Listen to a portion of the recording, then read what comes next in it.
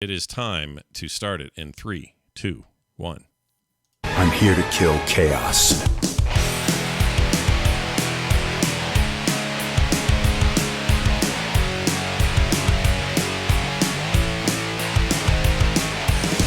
Hello, everybody. Welcome to Core. This is Core, talking video games like we always do. Episode 299.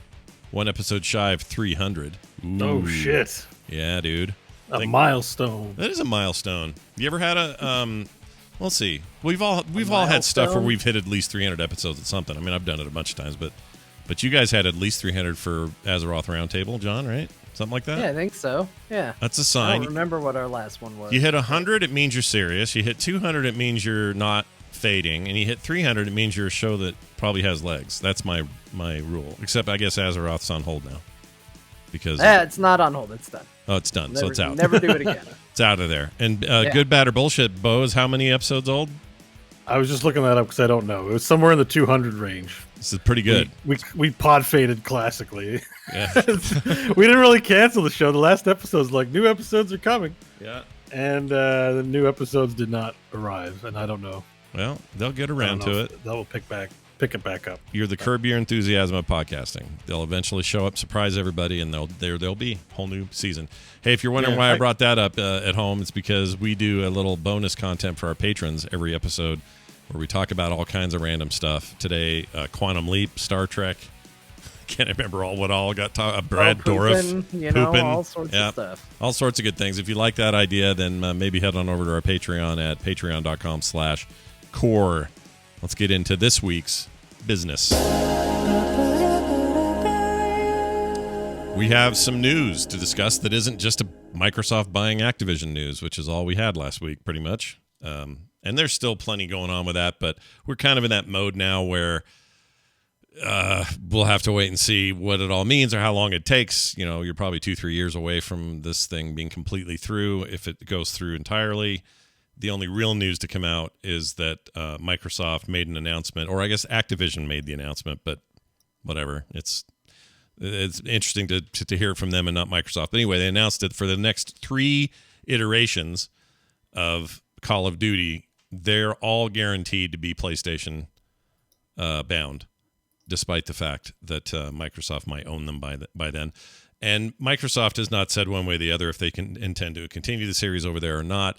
I personally think they will, because why not? They sell a ton of copies of COD over there.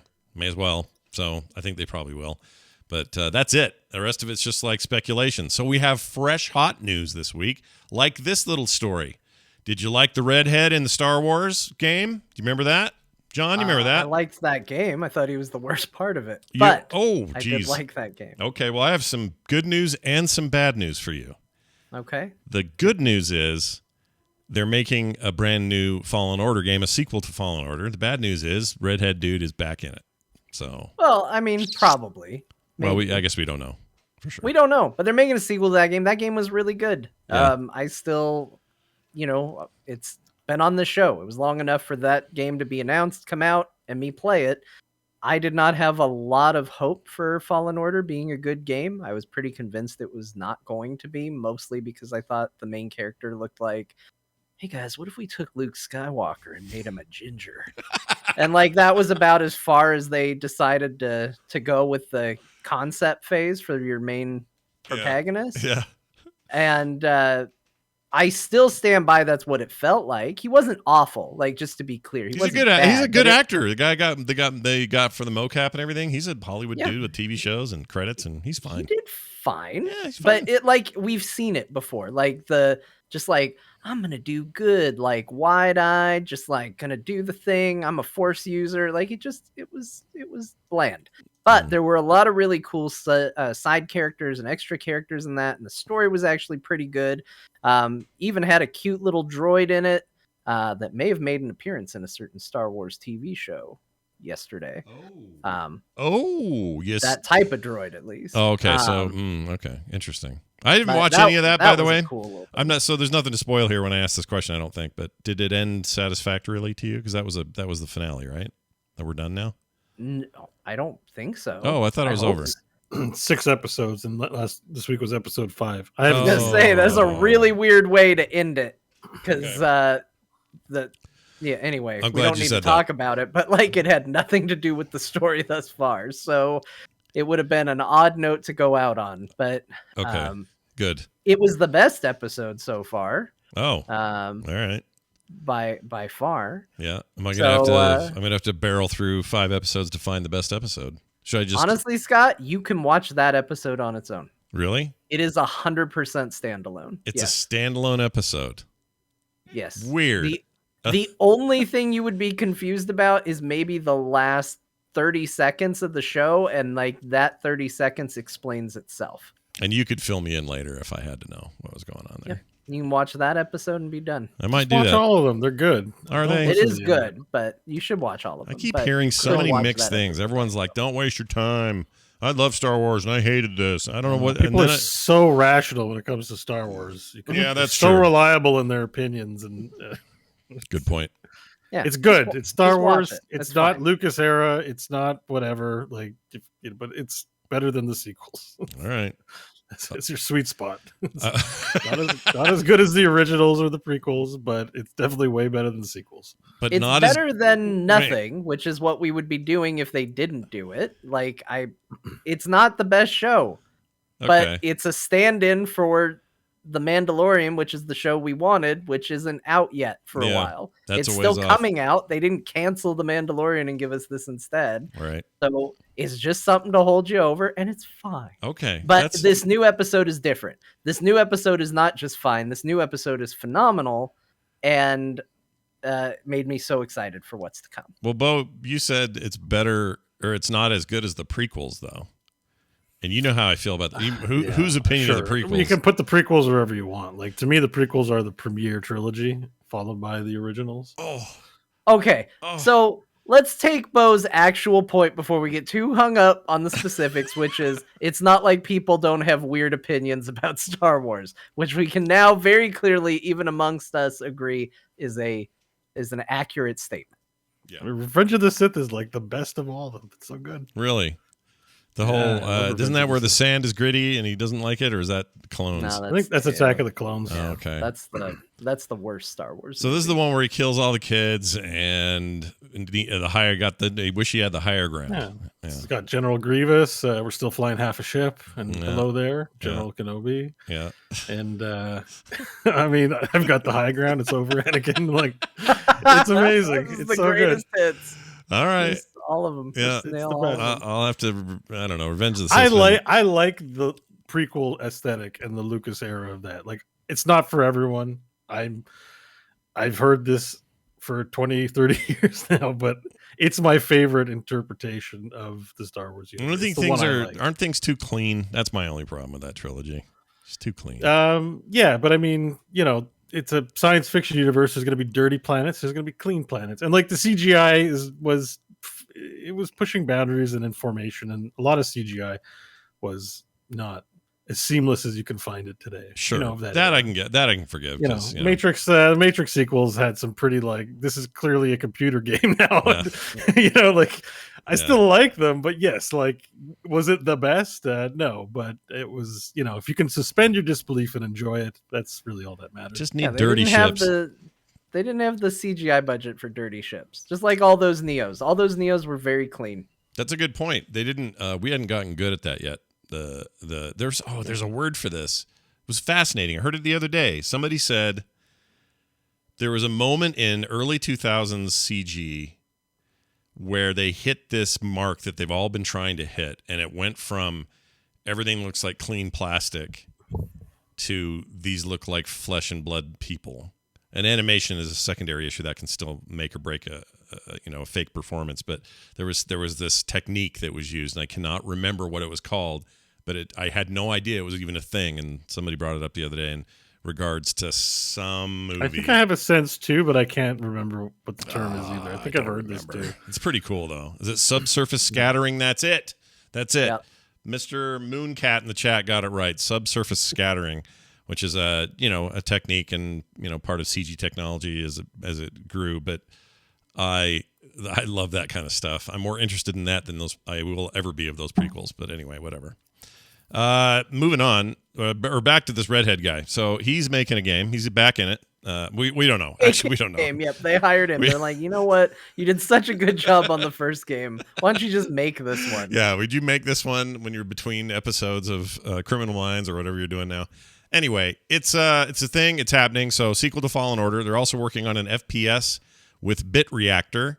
So these are studios working with talked Respawn. about them last week. Did we? What was the game? These were the XCOM guys forming their own studio called Bit Reactor. Oh, I think. Well, why are they doing the FPS then? Because that's weird.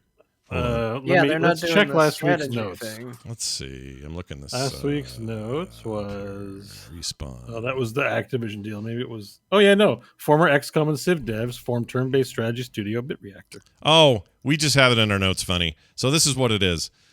The same studio, meaning Respawn Entertainment. They're making the makers of Apex Legends. And Titanfall. Respawn is making 3 games. Correct. Well, they're making 2 games and partnering with Bit Reactor on the 3rd. That's the XCOM like turn-based deal. Okay, yeah. So that's the deal. I want that one. Is it Apex Star Wars Legends? The second one? I don't know. That would be cool. I mean, I like Apex Legends. I wouldn't mind playing a turn-based Apex Legends game. That'd be all right. Hey, I mean for the FPS. Respawn can make a pretty good first-person shooter. So yeah.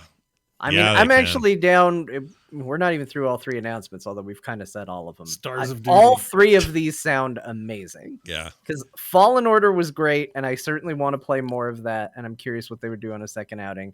A first-person shooter by Respawn, sign me up. No-brainer. All for it. Great. And a strategy game by Bit Reactor, which is the XCOM folks.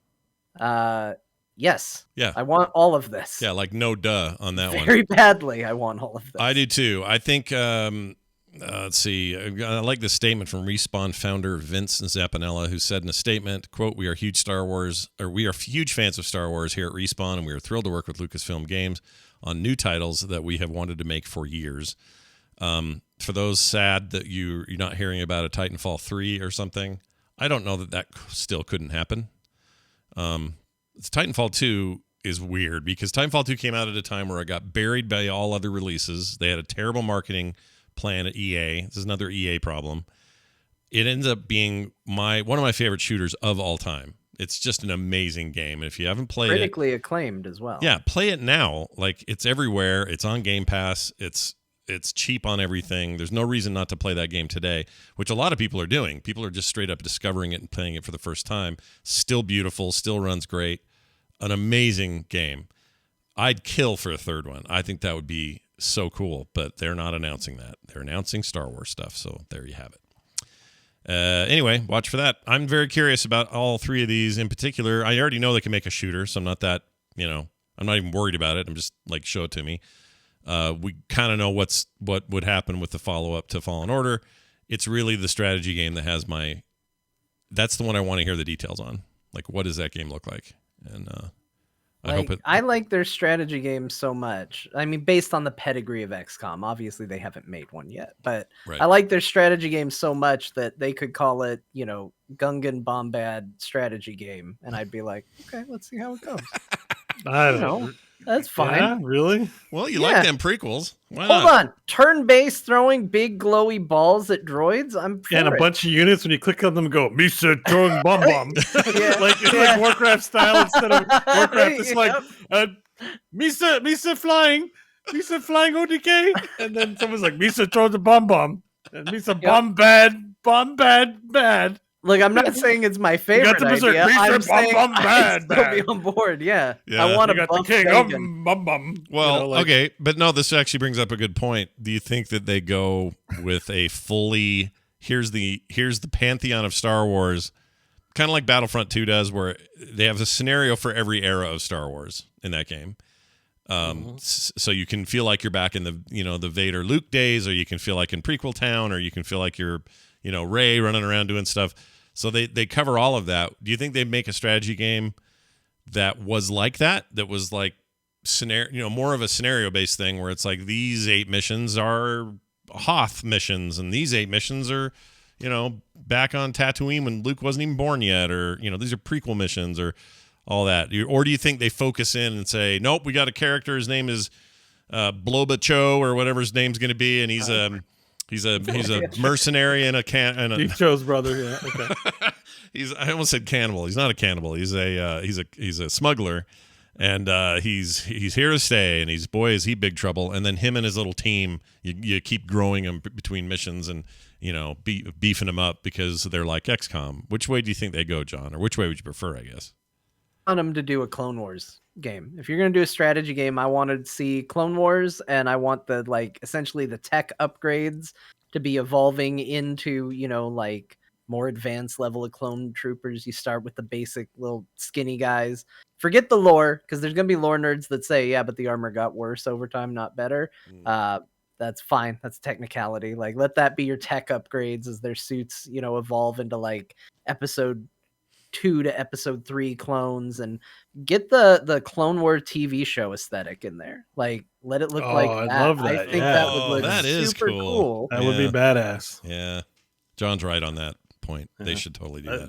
They'd have to put in enemies that were not also canon, because all you're doing is shooting Roger Rogers. It's not going to be a very hard game. Well, yeah, but I think the droid army allows for a lot of cool units that you could go up against, because especially if you're gonna go with the Clone Wars cartoon, they've got those you got the regular battle droids, you got the super battle droids, you got those that were stealthy and actually kind of smart and could do some cool tactical things. But then you've even got they could be going up against big ships, and they could actually do scenarios where maybe a ship's low in orbit firing down at your guys, and you have to take out sections of the ship. It's I'm sold on this. I want for sure. Clone Wars RTS done. Yeah. I'll buy it. You know what I completely forgot about? Ubisoft is also making a Star Wars game right now. Quantic Dream is working on theirs. And Bethesda, well, we saw the Quantic Dream one here recently in that announcement at the Game Awards. Clips. That looked really cool. But Bethesda has an Indiana Jones game in the works. I completely forgot about that. Totally forgot that was a thing. I want to know what that looks like so bad. I better be... Think about what they have to do, because that game has to equal and then supersede the 2 game franchises that stole from it and became huge hits in their own right. So the Tomb Raider series, especially the rebooted stuff, and Nathan Drake business, Uncharted. If you're not at least as good and then better than those, boy, you better... What are you even doing? I mean, there's another Indiana Jones movie coming, right? Yeah, I think so. But I don't think they're going to do it with all the good stuff. Maybe. Given how 4 was, it's also got to be really... this whole enterprise could just whiff based on how poor the movie does as well. They did do an Indiana Jones game on Xbox that was pretty decent. What is it called? I mean, obviously it didn't take over... Tomb Raider and Uncharted, but it was pretty good. What was My it called? favorite mechanic was having to pick up his hat and put it back on. I would always play the little theme when he did it. Was it the Staff of Kings game? Is that the one? Might have been it. Yeah. It could be. Kind of remember that. Oh, here it is. Staff of Kings. That would have been it. The one I remember the most growing up, it was in arcades. I was in junior high, and they had a game called, it was Indiana Jones and the Temple of Doom. And so it came out to coincide right around the time Temple of Doom, 84 or so. I'm 13. And the game was so bad, but I loved it. Oh my gosh, I loved playing it because it was Indiana Jones, and it had horrible MIDI music. And there was always that guy going, "Oh, Kalima, Kalima," and he would show up in the corners of the screen and then disappear. And you have to try to find him and save little kids in cages, and it was all racially dubious. Though, the voice, it was all garbly. Oh, yeah. I have the voices from Temple of Doom and that real brr, brr, brr kind of sound quality to it in my head, and I think it existed. Here, I'll show you. I'll play you a little bit of it so you can hear some of that. Here we go.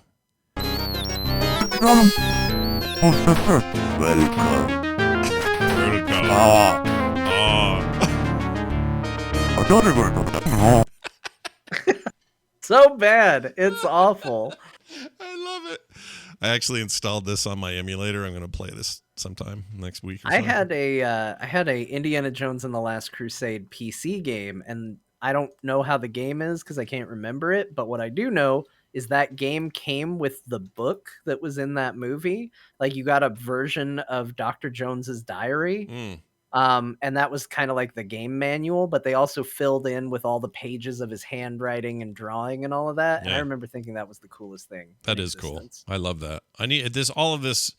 I'm actually kind of in the mood for Indiana Jones stuff right now. I'm not saying the movie's going to do it for me. It probably won't. But just that adventure-y kind of thing. Maybe the thing to do is grab that new Nathan Drake combo that's coming out, 120 frame upgrade thing that's coming out on PS5 and PC. I forgot what it's called. The Drake collection, the Uncharted? Master Drake collect, whatever it is. But it's basically the last two games completely remastered for 4K and 120 hertz and all the, all that. I watched the Digital Foundry comparison on that. It looked really good. Like legit good. So I mean, that last game was awesome. Yeah, too. The standalone one. What was that called? Yeah. Well, no, not that one. Although I heard that one was really good too. The one where it was about the lady. Yeah. Who's usually in it? The two ladies. I can't remember her name, but Two Ladies Adventure. Time. Uncharted 4 was actually really, really good. Yeah, 4 was great. I loved 4. Yeah. Uncharted's amazing. I really hope they come back to that franchise at some point. I can't help but think they would. I mean, do it between your really dark, horrible, Last of Us scary games, and I don't mean horrible in a critical way. I mean they're just they're dark and dour and sad, and bring a little levity back. Bring Nathan Drake back with old Scully there and whatnot, and make this movie, wash the movie's bad taste out of our mouth, because it looks like it's going to be bad. It's going to be really bad. You've already made up your mind. I don't want to judge. Look, I don't want to judge. It looks. There are parts that look okay. There's moments where I'm like, oh, that's good, but then there's also moments where even me, who knows nothing about physics, goes, you can't do that. And if I don't believe it, then you have failed on an extreme level, because I don't know shit about physics. Yeah, we were just talking in pre-show about how much you liked the vampire episode of Quantum Leap, where Scott Bakula became a vampire. So, yeah, right. Rule of cool wins out a lot for me. I'm like, vampire, sure, great. Jumping off of boxes from an airplane to another, though, I'm like, I don't think that. They didn't have to recreate that scene. Plus, that's from 4. Nathan Drake's too young in this movie. Like, what are you doing? No, the 3. Sorry, that was a set piece from 3, which I really liked. 3 was my jam. I loved 3. Gosh dang, 3 was good. 2 was my favorite, but they've all been pretty good. They're very good games. I hope they keep making those. Anyway, Respawn getting their Star Wars on. Something that we're going to talk a lot about is tomorrow on the Instance, because it is going to be our main topic. But we definitely going to touch on it here. Blizzard sort of announced a new game. It's an unannounced game still, but they announced job openings for a yet-to-be unannounced game from the studio that is a Valheim-like, apparently, or some sort of... It is absolutely a survival game. That they put that in the description. Some of the early art they're showing looks very much like, hey, this is a survival game, or at least that aesthetic or whatever. And we should probably talk about that here and what we think about that as a new IP and genre for Blizzard. Whole new world, whole new IP. This is like, not set in the Warcraft universe or Overwatch or anything else. They're making a place where they say, quote, a place full of heroes we have yet to meet, stories yet to be told, and adventures yet to be lived. What do we think of that? I think the main thing that stood out to me about this, because there's not a lot to go on. No. But the main thing that stood out to me is, like, this is crazy. We live in a time and place where everybody hoards, like, secret reveals of projects and things. Yeah. Like dragons hoard gold. Like, it's got to be this big thing. Like, it can be being announced tomorrow, and it gets leaked online, and people lose their minds over it. And yet Blizzard just came out and was like, hey, we're recruiting because we're making a survival game. We need people. And apparently the need for people was bad enough to be like, yeah, we're working on this game. Yeah, that's a good point. Announcing it early. That's a good point, because the way they need to recruit for this game is so specific to its type, I think, that they kind of just had to say it. It's like, well, this is what we're doing, so yeah, anybody want to do that? Basically, they say it's a brand new survival game for PC and console, and It says here, where is it? Oh, they have no new name. There's no name for it yet. This one bit of art, I want to talk about this real quick. There's some concept art of a dude and a girl that look like they're dressed in kind of just like normal modern clothes. They're looking through a tree portal space, something where there's like a floating castle and a very fantasy looking kind of elsewhere quality to it. Whereas behind them, it looks like there's a bike there that they parked. Behind that, some buildings, as if they're in like Central Park or something.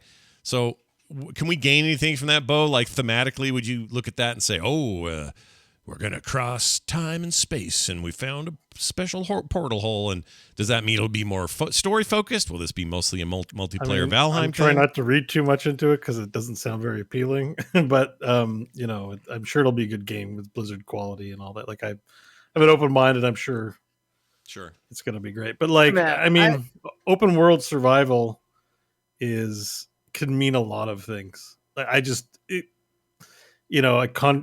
conjures up whatever game you're playing in that genre, whether it's Don't Starve or Minecraft or I'm playing Valheim. I mean, but I'm guessing a few things. Like this will probably be an always online game because Blizzard games are like that. I'm not expecting an offline experience option. So maybe quasi MMO or multi-user sort of deal. Is it just a box price game, or are we getting microtransactions or subscriptions for servers? Or it's just there's so much about, and it's not something we have a past track record on to go with how Blizzard's going to implement the unique Blizzard take on the genre. That it could be, and it could be that this makes total sense. You play as Miles Morales without the Spider-Man powers, and then you find a special world where you can hang out with your friends in. Like, if I say it, I just don't want to say it out loud, because if I say it out loud, I'm going to hate it. So I'm just going to, it's just a piece of key art. It could be completely meaningless. Could be it could all change. It could have no meaning toward anything. People are picking it apart, of course, but you're right. We don't know. Blizzard. People love that company to death. They either love it because they love it, or they love it because they love to hate it. And so, get out the magnifying glasses. But I mean, I think the thing that I find interesting about it is that, going off of, again, 2 pieces of art, so that's what we have. Oh yeah, I forgot about the other one with the girl in her armor and stuff. Yeah, but you take the 2 pieces of art we have, you take the type of game it is, which is definitely something that they don't have a track record with, at least as far as we know.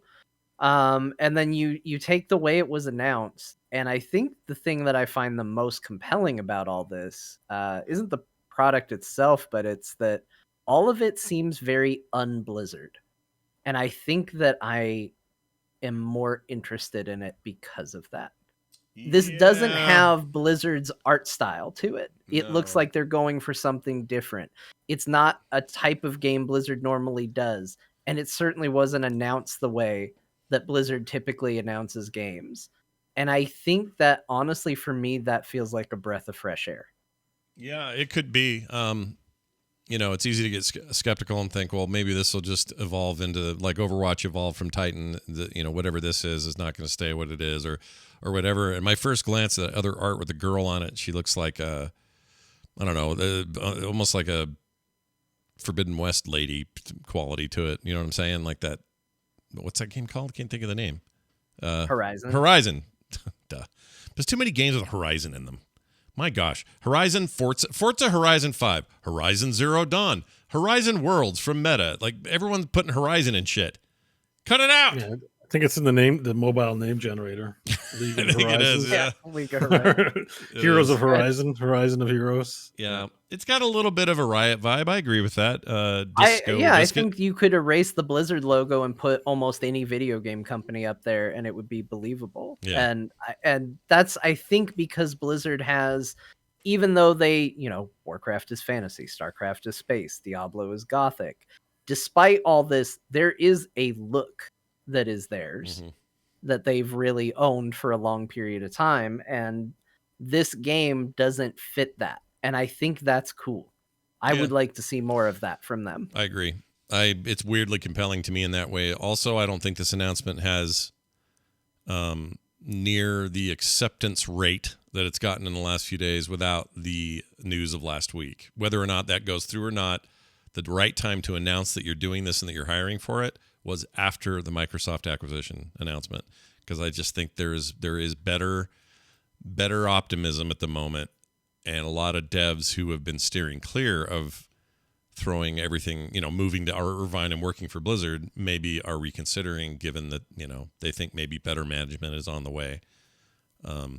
Could not be. Who knows? The one really positive takeaway from this is on social media. I know I saw interactions with ex-Blizzard employees towards people currently on that team, commenting to the effect that they played it while they were there, and it was really fun then, so they're really happy that it's announced now. Yeah. So, like, generally, this is not a new announcement. I don't think we'll see it for quite a while, but it's been in development for a while, and I don't know why people outside of the company who've left would throw the thumbs up towards a project like this afterwards. And so I think this is going to be, I'm definitely very interested to find out more, curious for sure. Yeah. And for once, I'd like to hear if any of these things are from the incubator thing we heard so much about. I think I heard that. Yeah. I think it was a project that came out of that. So it might have. It wasn't on there was a bunch of tweets. I follow a lot of ex-Blizzard and Blizzard people, or I don't follow them, but they end up in my, other people like them or mentions. Like it gets in there. I picked up a lot of talk, a lot of chatter to that effect from people that I recognize as Blizzard or ex-Blizzard accounts. Yeah. And I think that came up, but I can confirm it 100%. But I think so. I think this was an incubator deal. Well, we shall see. If do you want to give it a name? Survival game. Survival. Let's see. Probably what we will call So it. we got dwarf game, rat game, and survival game. Yeah, all right. Do it. For now. I mean, that's all they've gone. And my favorite part of this whole thing was Ghostcrawler coming out and throwing shade like unannounced survival game. Is it announced if you've said it? And everyone's like, dude, you're working on the unannounced Riot MMO. Yeah. And he's like, oh, okay, yeah, fair point. Yeah. It is a good point. It's really fun. I mean, that's something I would do. I felt really well. I mean, in the case, that's why I don't know if you just keep calling it unannounced. Maybe just because it is announced. It's not announced if you don't give a title and a thing. If you're like, we're making a game, it's in this genre. It's not really announced, but people are like, well, we basically have an idea what you're doing. It's a Riot MMO. What's it going to be? Set in some, obviously it's going to be set in some League adjacent world, probably. You got to be careful with that, because remember when Nintendo wouldn't shut up about how they were making the Dolphin for the longest time? Oh, the Dolphin's coming out. Wait till the Dolphin hits. Yeah. It's going to be the Nintendo Dolphin. Everybody was talking about the Nintendo Dolphin, and we were all on board. And then they're like, revealing the GameCube. And everyone went, man, the Dolphin was such a cooler name than the friggin' GameCube. I don't care that it's an actual cube. Like, Dolphin is what we've been used to. But they did the same. They now. did the same thing with Revolution. It ended up being the Wii, but they called it the Revolution. That was their internal code word. And that happens with movies and all sorts of stuff. So it doesn't surprise me that much. I do think it's weird marketing to announce on the old name and then ride that for a long time and then change it when you're ready to finally talk retail. They did it with the Switch as well. It was called something else. It was some other weird name, the internal code name. In this particular case, what we have now then is an announced, unannounced game. Yeah. Is that a new category? Because that's what Greg's MMO is. An announced, I made a joke MMO. that got 0 likes to Greg on this. I said Superposition TM is the new soon TM. But I don't think anyone understood that. That's good. No, I would have. Had I seen that, you'd have gotten a like from me, man. That's great. Yeah, it probably got buried. I mean, when Ghostcrawler tweets, there's 1,000 replies instantaneously. But I'm like, yeah, I felt like that was pretty good. I had. Let me see if I'm allowed to say anything. Hold on. Hold on. I gotta confirm something here. Not that he's checking any sources or anything. He's just racking his. I have the really title hard. Of the unannounced. Oh, okay. I just wanted to see what his response was to that. I asked him the other day what. So I've been messing with that Age of Empires 4 again. I just like it. I think it's great, and it just really brings me back to AOE 2, which I think is a smart thing for them. And he was one of the top dudes on that team back at Ensemble back in those days. So Age of Empires 2 is totally like Greg's baby. And anyway, those games feel so much alike. I just wrote and said, hey, is it weird that I feel like I'm playing what you made? Like they've gone back to what you guys were envisioning. And then what he wrote was just, Oh, I still haven't played it. I want to. Too many games right now. So Yeah. So well, I c- all so of us going through that. I would love to know. Yeah. I would love to know, just because I don't know. That's to me that's fascinating. Like him as a designer. If you're interested in what he does, his different games he's worked on, where those things took him, like what happened to all those ensemble guys, what they're all working on now. I think that kind of stuff's fascinating. I like the lineage of video game developers. It's fun to watch. Anyway, we'll see. We don't know what it's going to be, but we also don't know what The Rock is going to do next. He announced he's doing another video game movie, and he hasn't said what, but he did say people have been playing it and loving it for years, him included. It's the only hint he would give. So it's Luigi's Mansion. Oh my gosh. Somebody could Photoshop this, because the character he plays in the Jungle Cruise, you could color code that green and put a little L on his hat. Yep. And I'm telling you, you could get a good look at what he would look like as Luigi. And I want to see it so bad. That'd be all right. The best Photoshop I saw. Do you guys know that Get Over It game that was made by the game where you could barely run and each leg and arm was controlled by a different key on your keyboard? Yeah. So the Get Over one is his follow up where he's got like a pickaxe and a weird bowl he's sitting in or something. In a cauldron. Yeah, somebody photoshopped the most amazing Photoshop of The Rock's head with that dude with his axe out in a really dynamic shot. It was amazing.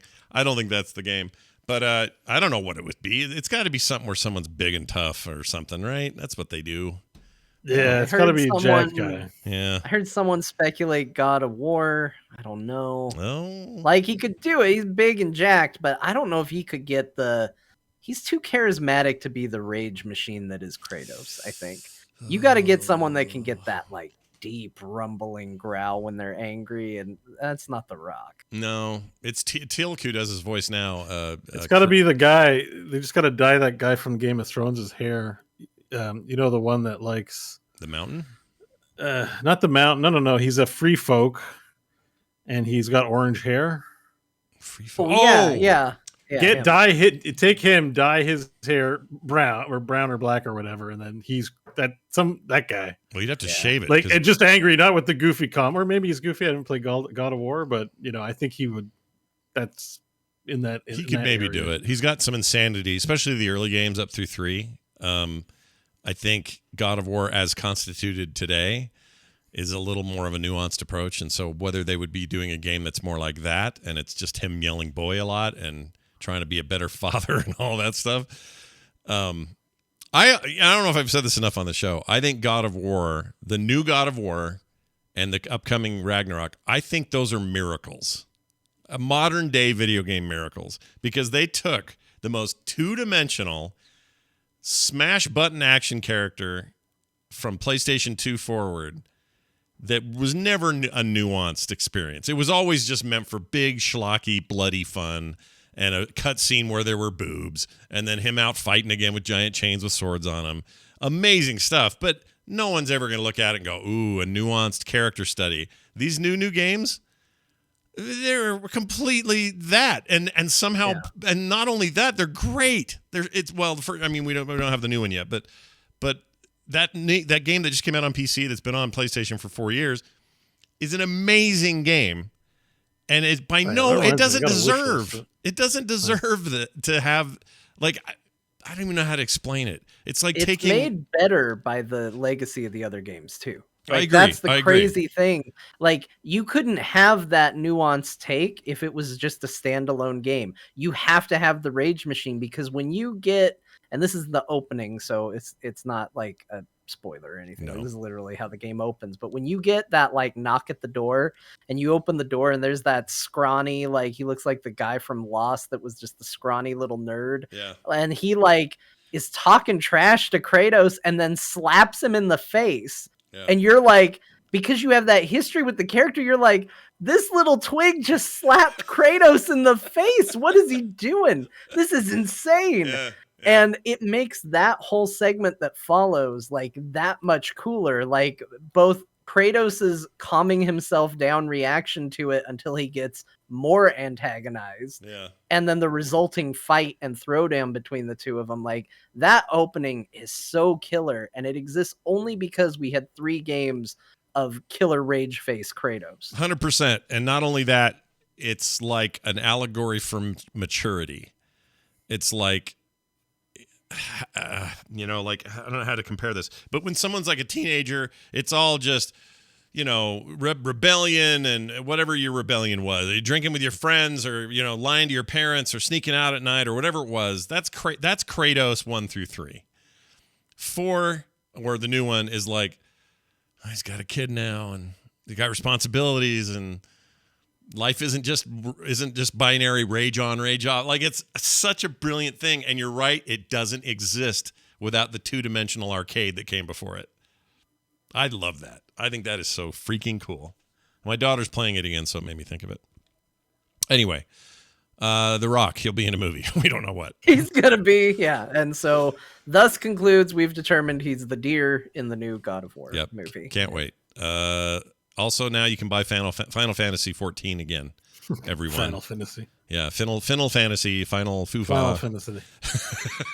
That's good, John. You're our expert here. What? Well, we know why that happened because of all that, but they also have some tools for helping with congestion and stuff. What do we know about this? What are we doing? Yeah, so I've talked about it a lot on this show as a result, but it had a big resurgence in popularity, and it got so much so that they actually stopped selling it. But things have calmed down. Things have slowed. You can actually log into the game without sitting in a lobby forever. And as a result, they are now selling the game again. But they've also put up a tool for new players to check and find out which of the worlds are considered congested, so that if you aren't going to try to play with specific people and you just want a good experience, you can identify which realms are going to be a good experience for you. So they're doing everything they can to try and get people able to play the game again, and to not have to sit in long queues like Scott. And this only affected people who were trying to get in and couldn't get in. The stopping of sales were to any new players, right? Like it was only brand new players. If you already existed, you could buy the expansion. Right. But it was just anybody that was like, oh, I'm hearing a lot about this, I want to get in. That was all shut down. Or if you wanted to do the free trial, that was shut down. I actually don't know if the free trial is back or not, because I know that was pulled for a while, and I heard the sales are back, but I don't know if free trial is back as well. Interesting. A side note, this is for all my ESO friends out there. I'm actually really excited about what this is potentially. Elder Scrolls Online announced High Isle. Their new expansion. Yeah, right. Yeah, right. The High Isles. Because I got Come on over. Chill out. Hell yeah. They say in the High Isles, it's always 420. You know what I'm saying? You might like this though. The new trailer has a lot of Dark Brotherhood shit going on, and the way they described it was, hello to intrigue, goodbye to cosmic threats. So it looks like they're getting down and dirty. Yeah, I like this. So a new chapter set to bring companions, a trading card game, and a stack of political intrigue. I don't know what they mean by that game, but anyway, or the card game. The new trailer looks great. It's all rendered and beautiful like they always do. There's some sort of pirate stuff going on, because there's a whole bunch of boat shit, and it's hard to tell this early what all that's going to mean, but I'm really excited about that. Because, as you know, they got amazing dragons in it. Yeah. Really cool. They're okay. They don't have a lot of personality, but they look okay. They're really good. Does it come out on 420? No, it comes out in June. So did they say you can get it or not? It's cool, man. Just do whatever you want. Do what you feel, man. I mean, basically, I guess the High Isle is a famous thing in the lore, but I don't know it. But someone online was telling me that. They're like, oh yeah, the High Isle. That's like finding out you're going to Morrowind, or, for some players, they're like really excited about what that means. So we'll see. That's coming in June. Let's see. What else? Ubisoft. You guys remember Hyperscape? I remember it. I never played it. I don't know. Never heard of it, but I downloaded it. I downloaded the game. They showed it off at a couple of events. I want to say 2020 events, like E3 or something. I downloaded it, never got a chance to actually fire it up, just never did. It was a free-to-play, but their version of a battle royale shooter, and it didn't do very well, and they're shutting it down after 2 years. It was technically still in beta, and I think it's hilarious that you guys hadn't heard of it before, but that probably says it all, right?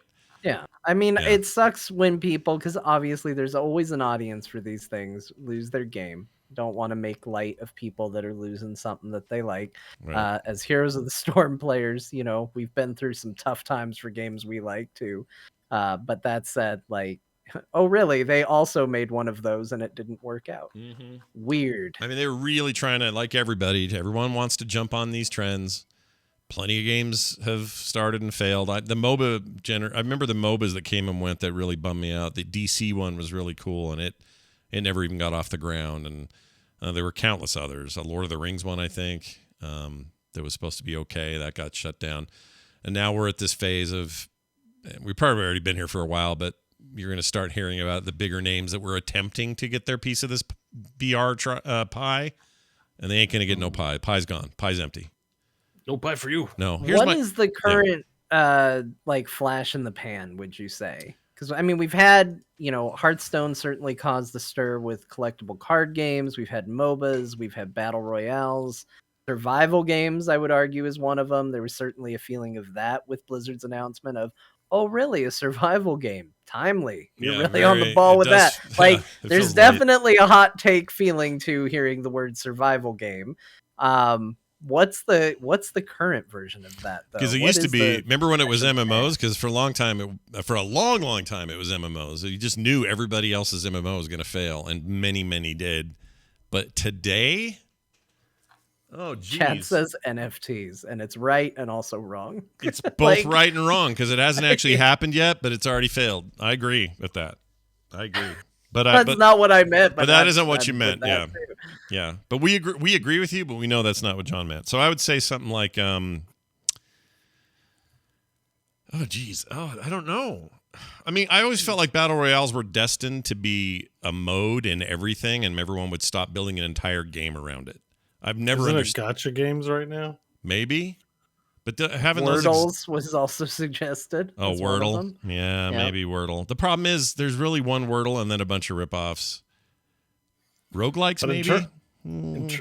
No, I don't think there's anything that occupies the top spot at the moment. Like you mean like what genre is everyone chasing right now? Yeah. Yeah. I don't think there is one. Them? I think we're between them. I think battle royales in the sense that Fortnite I would say it's probably the four person co-op that Destiny likes, and you know, like think of all the announcements. Like we had the Tom Clancy 4-person get together and shoot some vague looking aliens. You've got Fire Team. You've got Back 4 Blood out. There's a lot of like 4-player co-op-y things, and there's lots of them that are released.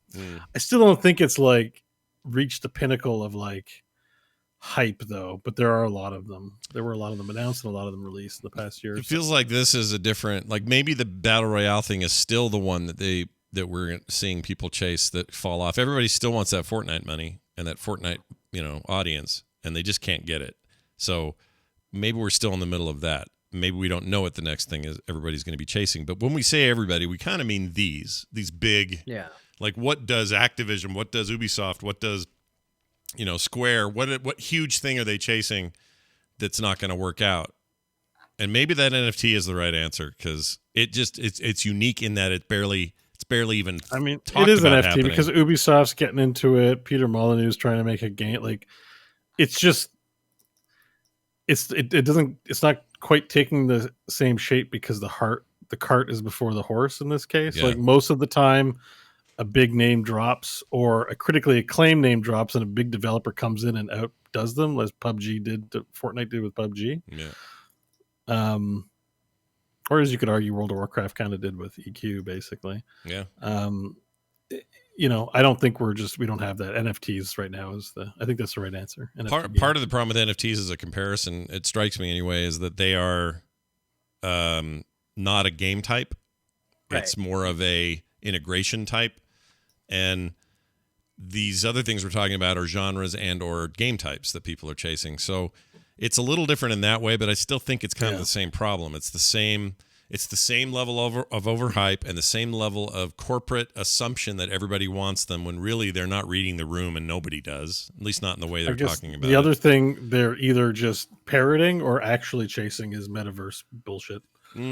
That's the other thing. Even with the, I think, Xbox acquisition, metaverse came up in the discussion. So either there's something going on that we just really don't see the light on when it comes to this metaverse. I mean, everyone's like, it's Second Life, and they're probably right. But like the industry, if you're like, what does the video game industry have a huge erection for? It is NFTs and metaverse nonsense. Even though we all hate it, they still are going after it. It seems like Well, I'm convinced. Like right now, the phrase metaverse or the term metaverse is stupid and it's used wrong and it's just dumb. It's like information superhighway in '94. It's just a dumb way of describing what the internet was going to be. And I'm okay with that because those come and go. But I did some things in VR in the last couple of weeks that blew my freaking mind.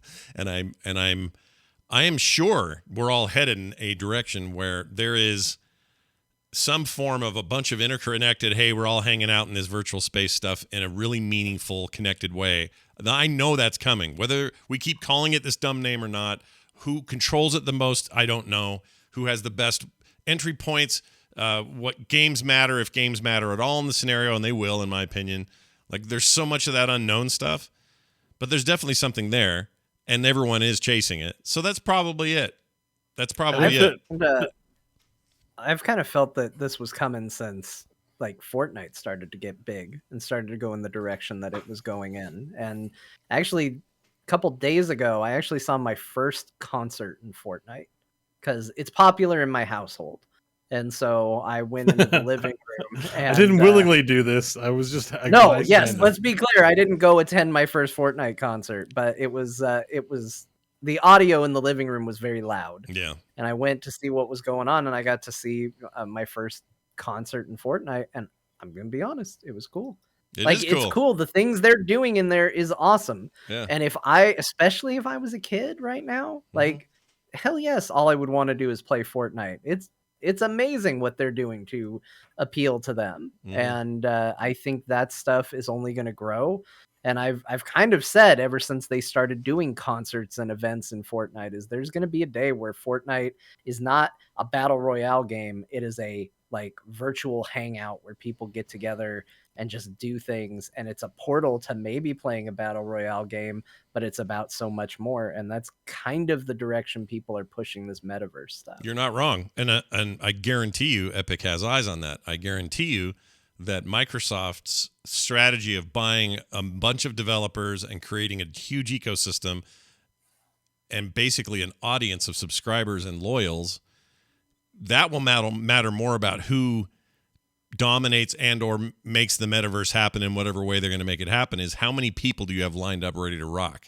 And very compelling evidence and say those Fortnite people are ahead of everybody. Or, you could look at Roblox and say the same thing. But that's where it'll come out of, and what it will ultimately look like, nobody has any freaking idea, but we're all going to be way sick of it eventually. The proof will be in the pudding when we actually start experiencing some of these things and are blown away by them, and the headsets get smaller and they're like the size of a pair of Ray-Bans or something. That future is one that everybody wants a piece of, and we are about to witness everybody climbing up a hill and throwing each other off of it, and a bunch of failures and a few successes. That's all coming. So probably that, to answer that question, I think. So we'll see what happens. Speaking of Epic, and sorry, Ubisoft, about your thing. I heard it was actually okay fun, but you didn't do anything to make it really jump, so it's kind of your fault, so F off.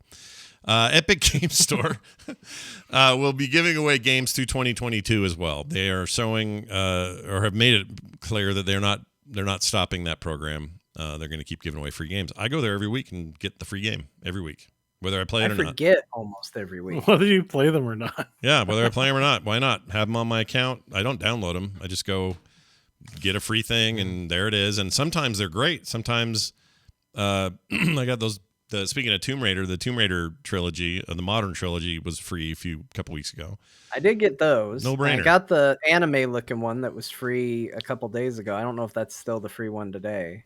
Yeah, I didn't actually. Check It this probably week. is. Yes, it was free as of today because I logged into Epic today. Yeah, So I'll do that. I try to do it every Tuesday, and then I just see. And then if it's if it's something I already have on Steam, I may not bother. But even then, I usually do it. Why not? Who cares? Just do it. Yeah, if Steam buckles, Steve. I just call Steam Steve. Steve Buckles. Steve is the guy who gets me my video games. You all know him. You all love him. Hey, he's pretty good. But then all the Steam things like Steam Link becomes Steve Link, and yep. The game deck, or what's it called? Steam Deck is Steve Deck. Oh my gosh, Yep, Steve Deck. I love it. Gotta get that Steve Deck. I'm petitioning for a change at Valve. Change it to Steve. Anyway, sorry, you were saying before the Steve thing. Yeah, I'm the same way. Like if Steve suddenly goes bankrupt, I want to know that, not the exact same library, but hey, I got some of these games over there too. I'll be fine. Like right now, the Steve Lunar Sale is on. So if you miss some of those good deals around Christmas, the Steve Lunar Sale is happening. No, what a time to be broke. Why do it feels like they're having sales more often than usual? Is it just me? Feels like it's No, it does. It feels like the sales aren't as good as they used to be. Yeah, because I logged in there. It used to be insane when they first started them. It was like, hey, it was just 80% off everything. Don't worry about it. Just get some games in your library in life. And now it's like percent. Yeah, everything.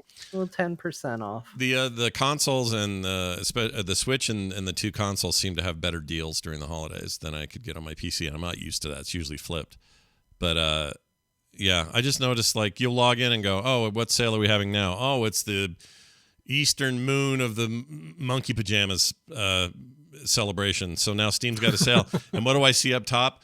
Almost Human, Red Dead Redemption 2, and some other game, all at the exact same discount as they were 3 weeks ago during the freaking winter sale. And then I feel like every time I log in there, they get their fancy, pretty layout with all their new colors, and then those 3 games up there. Yeah. I don't know what that's about. I think I think it's a way that games can keep their initial release price longer. Yeah. Because I think another thing that has happened is with less space between sales, you have companies go, okay, keep the game at $49.99 or $59.99, and we'll just, anytime there's a Steam sale, we'll knock it down 20%.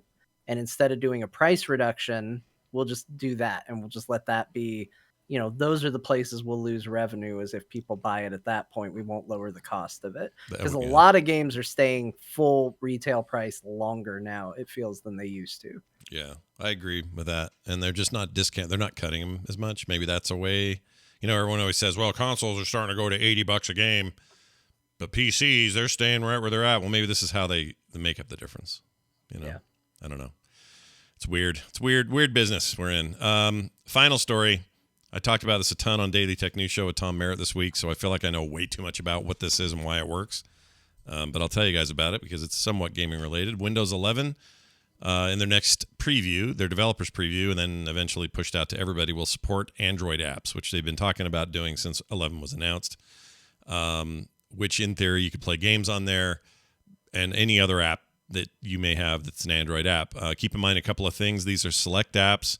At the time that I last looked at this, it was like 100 or something. They're talking about doing more, and they're actually delivered through Amazon's Android store, not Google Play. That could change, but that's how it is right now. Basically, it's a kind of a virtual machine sort of setup, but it's different than that. So don't quote me as on that directly, but it's a thing that the subsystem supports. Intel chips can support it. AMD chips can support it. But basically, you're creating a virtual machine layer on top of Windows that will work like a window. Alt-tab between things, stick them to your bars, launch them independently, search for them, that sort of stuff. And I think that I will feel about this the way I feel about when Apple announced the M1 Max would just run iOS stuff natively. It's a really cool thing. And you hear about it and go, oh, cool, these apps I can use there now. And then you go do it once or twice and you go, I'm good. I don't need to do this. Because the games maybe, okay, I could see a couple of cases where, I don't know, there's got to be some argument you could make for a weird... Wild Rift. I mean... Sure. Like, I actually play Wild Rift almost every day, so I could see myself trying to get a controller, my Windows controller. Yeah. hooked up to it. That's a great. That is the. I couldn't think of one, so thank you, because I've spent 2 days trying to give them an example on Daily Tech News Show, and I couldn't think of one. That's exactly a perfect example, and it would look good. I think they'll scale. I assume they'll let you scale, like blow them up, and still have all their functionality. I know UI integration and API integration is all there, so mouse control, keyboard access, that sort of stuff should work. But it's still going to be developer dependent whether they, make any of that work for their actual game or their actual app. But it's just a little bit of like here's a little shiny bauble and here you go, and then no one will do it. That's how I think it'll end up. And it's fine. I mean, I was really stoked about the iOS thing, and it works the same as this is being described, and it's fine.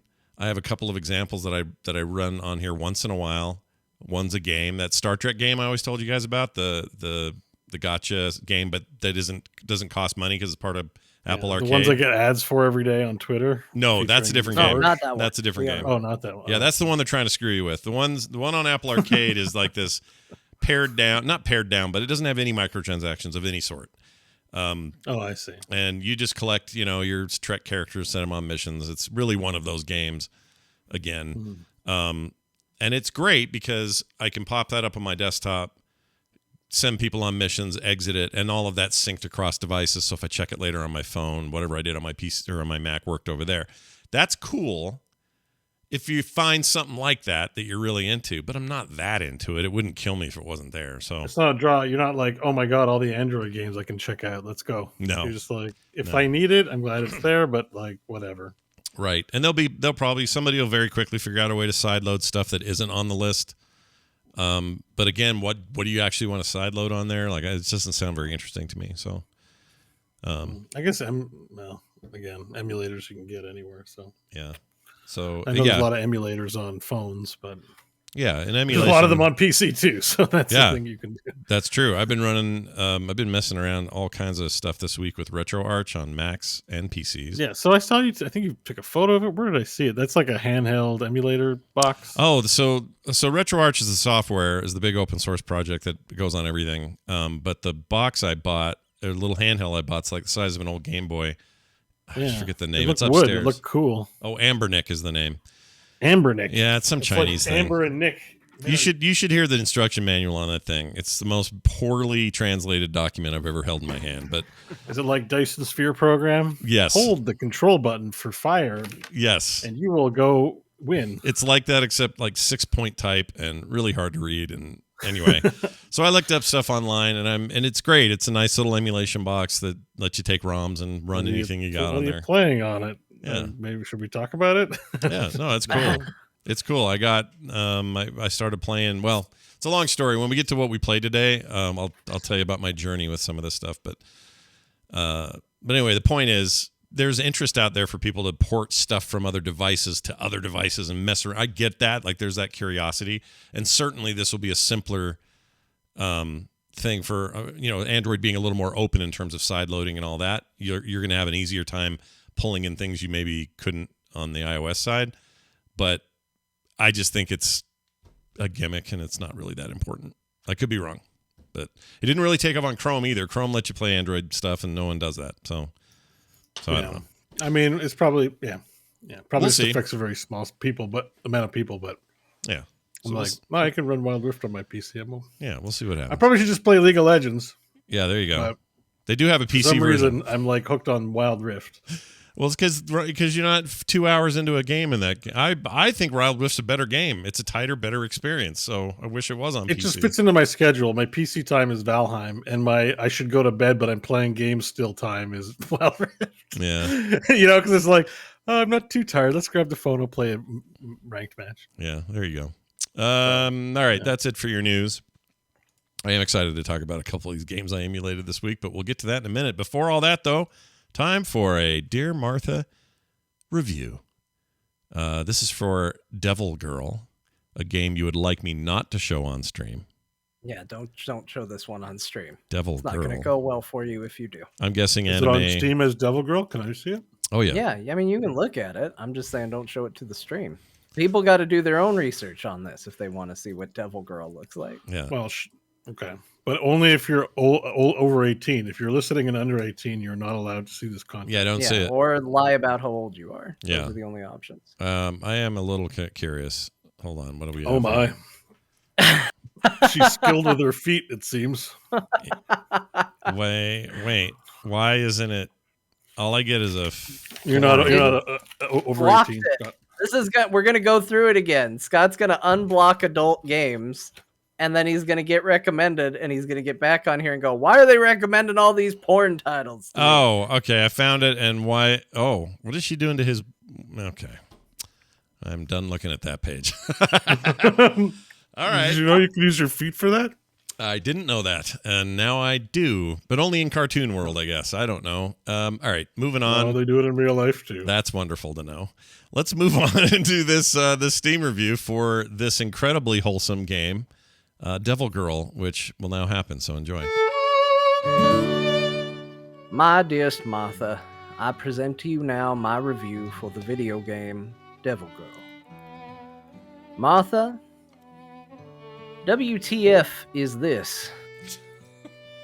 I have a PhD in the study and worship of demons, such as culture, habitat, and other things, and I have to say I am angered by this game. I want it to be known right now as a fact that this has nothing to do with demon anything. This is made up for whatever reason, and it is very disturbing. I don't recommend this game to anyone. Someone being depressed so deeply needs to call a mental health hotline, not have a woman degrade him and think she is something hot. I think she is bleep, and if I ever see this on the side of the road, I'd kick her ass. I don't think anyone should be this rude and abusive to anyone or thing. I can hear everyone now saying it is just a video game indeed, and be glad it is, because imagine you or your friend or someone really close to you was in this type of thing. They would really need to get help, not be hurt. Please don't think I have chosen to badmouth this game, because I haven't. I just want to simply put, this is not what the title says, and I don't condone anything in this game to be real in any way, and if it ever does happen to you, call for help. Yours in this life and the next, classified user 223. All right. So what that tells me is that guy doesn't ever use punctuation in his life. It's not important to him. Doesn't matter to him. And he went ahead I want and did you to see this. I'm going to send it to you so you guys can see the review. Yeah, no, I could tell I you would kept, like it recognized that I read it verbatim. Yeah, and you kept in like sub or what's the word I'm looking for? Typos and everything. I could hear it. You did it all. Oh yeah. Yeah, I did it all. That's fantastic. All right, well, don't check out that horrible, hideous game, but do check out John's wonderful review of it. Does he really have a PhD in the study and worship of demons? I mean, I don't think so. I think that PhD could have gone to other places that might have been better use. Yeah, such as the ability to I write think- with punctuation. yeah, like an I English have a class. PhD in the study and worship of demons. Yeah. Yeah, he needed to go. He needed to go dumb. to English, not to devil class. That's what I'm thinking there. I'm just All right. Yeah. Yeah, but PhD anyways. stands for phony, hot document. You like Anyway, it that? seems like a good game. Yeah, it seems like a winner. Seems like a hell of a thing. I can't wait to get more involved with This it. other review on the opposite end of things says your hand will satisfy. Ah, jeez. This side of Steam, man. I don't know. Everyone, Steve. Yeah, go to steve.com. Steve powered. Steve's adult aisle. Yeah, Steve's workshop. No, wait. I'm trying to think of all the Steam things. Steam. Hey, there's the Steam OS. We call it the Steve OS. That's pretty good. Check it out. You're running the Steve OS on your Linux box, everybody. All right. Oh, God. Let's move on to this here deal right here. Hey, what do we got here? Video games we played this week. I had a very odd week. I had no time I didn't see a single movie or television show or anything. I've been behind on some stuff, some projects. Been working my butt off, but I did find some time for Ghost of Tsushima on the PS5. Still enjoying the hell out of that. Some people ask me what choice did I make at the end of the game? I'm nowhere near the end of that game. I kind of just started the damn thing. Well, not just started, but I'm only some hours into the thing, probably, I don't know, 10 hours, 12 hours into it. So I'm not anywhere near wherever this choices I have to make. So don't be spoiling me on Twitter about choices. I'll get there. Don't you worry. But yeah, I think that'll be kind of my main thing to kind of work through until Forbidden West comes out next month, because I really want that game. Oh, I think Jocelyn's in the chat. Jocelyn, how you feeling about Forbidden West? You feeling good? Forbidden West. I know she's a fan. So there's that. Lots of fun. All good. Just samurai fighting turns out real fun. That game's rad. Who knew? Samurais, cool. Yeah, it's really good. I said it before. I think I said it last week. If this was the year it came out, this would have been Game of the Year for me. I like it that much. It's very good. I would have probably, if and when I get a PS5, it's going to be very high on the list of games I want to play. Yeah. Or should it come to another platform such as the personal computer? The personal computer. I would love that. I hope with the big... No, Ghost is coming to PC for sure. Is it? Does that confirm? Yeah, I saw something to that effect. It's Oh, coming. It'll be all on right. PC. All right, maybe sooner Probably than later. the God of War deal. It'll be around when it's around, but it is coming to PC. Yeah, what would be good is if all of this fallout from that purchase last week might force Sony, not force them, but maybe prompt them to do quicker turnaround on PC releases. That would be nice. I do like that they're doing it, but 4 years is a long time, so don't do that. Okay, here's where it gets weird. I played The Legend of Zelda Minish Cap. It's a fantastic game. It is really good. It's a GBA game, Game Boy Advance game from 2004 or 5. Minish Cap. I've never heard of this. The Minish Cap. It's His hat is a bird. Yeah, his hat's a bird, and he can shrink you down to the size of an ant so that you can go fight among micro places. It is a delightful, awesome Zelda game. It's really good, and I don't know why I missed it or bounced on, or not bounced, but didn't play it the first time. One of my kids had it on cartridge and loved it. I don't remember who. Maybe it was Taylor. She loves everything that ever comes out of Zelda games. But I never played it then, despite having like that cool SP that had like it looked like an old NES on the outside. I was so into that thing. I love my SP. It's like the best handheld console Is that ever on made. Switch now, or where's No, I'm playing this. So here's my justification. I'm playing this on RetroArch on a PC, well on a Mac. Both of them. I'm sharing save files between them. I'm emulating this thing on a GBA emulator, and did some streaming of it today, in fact. And my justification is, since we already owned that cartridge years ago, whatever. Here I am playing. I'm playing the ROM. Your justification was going to be, come at me, Nintendo! I dare you. Yeah, come at me. Just I'm playing see your how ROM. this turns out for you in a couple of years. But that game is really great. Hilariously, I'm playing it with a Series X controller right now. wow. It's fine. It's D-pad and 3 or 2. I guess no, they have 4 buttons on the GBA. So yeah, just the normal 4 buttons, and it's fine. It plays great. I do have one. I have a couple of these. Let's see, where is it? Got a couple of these things. They're like these cheap rip-off SNES controllers that I got on Amazon. They cost like $10 for 2 of them. It's fine.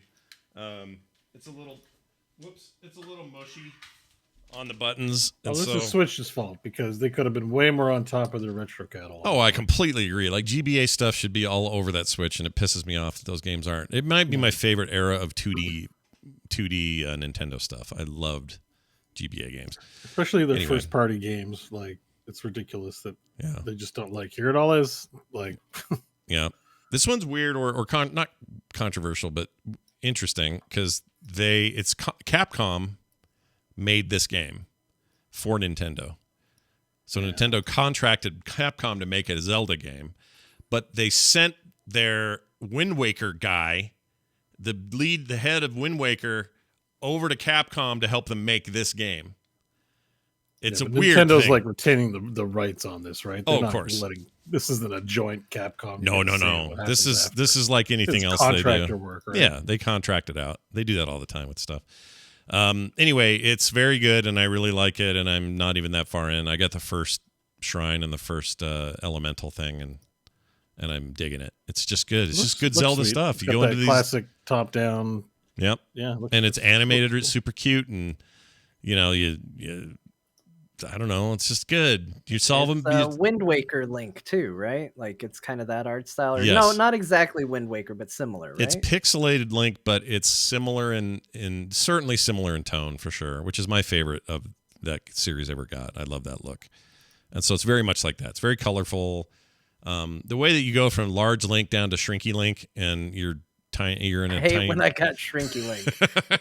I was in the pool. I got Shrinky Link.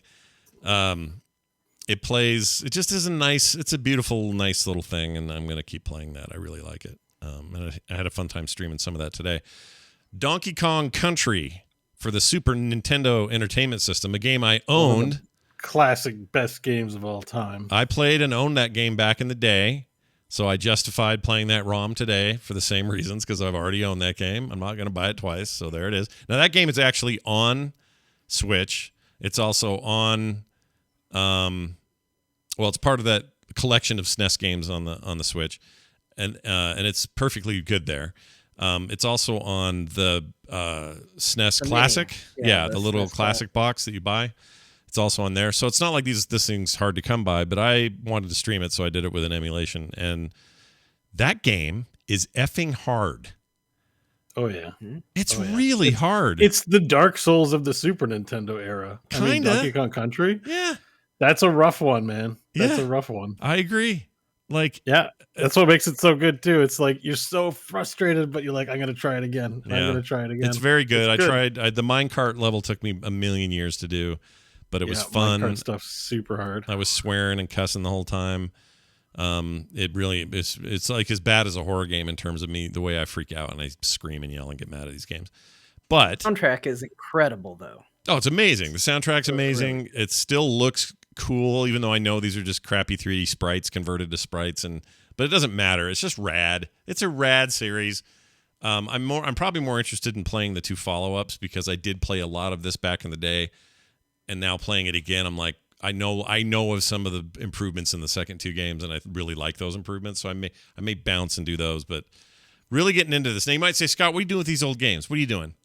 Well, it's mostly because I got in on a roll here with this new show with Play Retro, and we're playing all these retro games and finding better ways to play these retro games. And so there's a lot of research going on. I got an old cabinet I'm retrofitting to be a main machine, and nice. It's all this stuff going on. So my head has been in that world in the last week in a way that hasn't been building the cabinet from scratch, or no. So I told the story on that show, but it's worth telling here. I have my dad, when I was in junior high and early high school, owned and ran multiple arcades, had machines in every Pizza Hut in the state, this sort of stuff. This was his business. And so I grew up with arcade games, and we're talking the era of Pac-Man, Donkey Kong, Battlezone, Asteroids, that whole, classic arcade era. And so the house was always full of these full-size cabinets, and they had free play on, or the doors would open. You just flick the little quarter thing and you get free games. All my friends would come over, or people I thought were my friends would come over and play. And it was amazing. But at one point, he started making his own stuff and working with developers in Japan, Data East to be one of them. You probably heard of them before. They were working with him directly on a couple of exclusives, a golf game and a flight game. And then do you guys remember this game? Hold on. It was a Pac-Man ripoff called Lock and Chase. Do you remember this? No. Only because you told me about it. So I showed us that. That's my artwork when I was 13. He let me do the marquee for it. But anyway, so he was manufacturing his own cabinets, his own everything, ordering all the CRTs, all the parts, all the pieces, the buttons, everything. And building cabinets. Now, one of the ones he made early on was this sit-down cocktail model that he totally built from scratch with his own idea of how it should be built. He was really good at that sort of thing. And I ended up with one all these years later. My dad died in 2000. We didn't have most of these. Either they got sold or lost in a storage unit, or it's all very sad. But the one I kept is this old wood finished looking weird sit down thing that he built. And in there is, I think, a Galaga or something, but it doesn't work. So I'm going to tear the board out, all the power stuff, and the monitor. The CRT's dead as well. take all that stuff out of there, and then fill it with my own concoction. Well, that's of whatever an I'm awesome gonna do. project. That's a lot of fun. Yeah, it's going to be good. I'm really excited. You got to like hunt down some parts and figure out what to put in it and get it up. Are you and doing a running and CRT or are you going to do a modern television? I'm going to do a LED display. I'm not going to. First of all, CRTs are ridiculously expensive. Really a pain to work with. Like I'm not going there. Yeah. You should do a YouTube of like when you're putting it together or something. Like do or at least a demo. Yeah, I'm interested to see like the guts and all the stuff you worked on in it. The hard part for me is, unlike my father, I'm terrible at like mechanics. Like I'm good at. Yeah, well, you don't gotta like I just mean just show it off. You know what I mean? I'll definitely do that. Yeah. I don't want to show people how dumb I am though. I'll get comments that'll drive me crazy because I'm just not very smart with this stuff. But I can follow instructions and build. I've got a working Retro Pi over here already that I could probably just convert. Yeah, I don't mean like here's how to build your own MAME cabinet. Like just like hey guys, like this is my MAME cabinet. Look at it, isn't it cool? Like, yeah, I'm really excited about it. The one part I really want to try to preserve if I can do it is, you know how those old cocktail machines, they had joysticks and stuff on each side, so two people could be there. And when you would die in, I don't know, Moon Cresta or Donkey Kong or something, the screen would flip. Not physically, but the display would invert, go the other direction, and then the player two would play their run. It was a turn-based affair. I want to retain that, and I don't know how you frickin' do it. There's probably some software someone's already done. I love those tables. Those were awesome because you could, sit at the table and have a drink and cigarette burns. Oh man, I mean, I never smoked, but but I just feel like I wish there were more things to do like that. Like there's a shocking lack of computer tables in the universe, like in our world today. Mm-hmm. Yeah, I feel like every coffee shop should have like a TV screen table. Like it should just be standard. Like it's like like we're like we can't believe it's the future. We have all this stuff. It's like that's the one that got away. Yeah, like tables with computer screens in it. It should be everywhere. Yeah, it's really cool. I feel like there's a chance here to just kind of revive a thing that has a bunch of meanings. It's got the gaming side of it, which is cool, and all that. But it's just this history of my dad and the stuff he made with his own hands, and he did. Did you guys ever have go ahead. Time Traveler? Arcade game? The hologram cowboy, right? Yeah. I was thinking about that. I played that once at like a museum, and I just thought about it randomly today. I just wonder if that. Hold on, I'm looking. The closest I ever got to beating a game in like an arcade game, because I don't think I ever got to an end screen an arcade game, but I got to the very end of Time Traveler. It's like an FMV game, but the deal was that it was a hologram instead of a screen. Yeah. Oh, here it is, 1991. I remember. We didn't have this, but this is after the crash. So this is the important aspect of this. When the big video game crash, some people, I don't know, maybe some of our listeners have never heard of this. There was a huge bubble crash in the arcade business in 1985, 86. And when that happened, everybody lost their shirt, including my dad. Lost everything. All of this stuff got put in storage. What he could keep, it didn't get. It was bad. Lost the house, the home, motorhome, the boat. It was bad. Bad time. Anyway, we had to be. Actually, we've eaten government cheese, by the way, because there was a time where we just had nothing. Oh no! Yeah, it was really that bad. Can't be good. It wasn't good. So this is a relic of that time, and so anything post 86. We wouldn't have. Like the Street Fighter era never happened at our house. It all ended with whatever the game, and part of this is Nintendo's fault. The home stuff was getting amazing. Arcades were just too expensive to run. Your average arcade machine was $3,000 to $6,000 depending what was in there. I ought to do a whole series about this because I feel like people. I don't know about you guys, but in Canada, it got to a point because we have loonies where you could put a whole loonie into a machine, like a whole dollar. Yeah. And it's like, this is a bit rich for an arcade. Like I think that killed it. It's like, I'm going to drop $10 into an arcade machine for like 20 minutes or something. Yeah, that was the other thing. The 50-cent game change messed up a lot of people. So they tried to make certain games like a Premier Experience, Dungeon or Dragon's Lair was worth your 50 cents because where are you ever going to play a game like this again? It was a weird time. But yeah, Atari effed up. Everybody effed up. It was a bad time. Bally Midway, all of them. And it's all very different after that era. Like who became big. Japan suddenly really came roaring in. And they had already had their, they were responsible for Pac-Man and Donkey Kong and other stuff, but it didn't really become their business until like 89, 88, something like that. Well, and you hear the stories internally about like what Atari was doing behind the scenes with all the money they were raking in, and it sounds like, you know, you put the wrong people in charge of the business at a certain point, and they just led that all to a bad place. It's pretty. Saying all that makes me feel bad, like, because I have there's a arcade like literally 5 minutes from my house that I never go to. It has a bunch of pinball machines, and I'm like, I should go to that arcade. Yeah, but they still. I don't know if it's still open because of the pandemic, but like, there's literally a room filled with pinball machines and arcade games. In a modern sense, there's a lot of resurgence. Obviously, like it's like records or anything else. You end up with a following that makes it its own special business instead of the crashing one that it was part of before. So these nickelcades where I live, they call them. I'm sure these exist everywhere, but here they call them the nickelcade. And there's just like a bunch of arcades around town that you go in and you literally just put nickels in.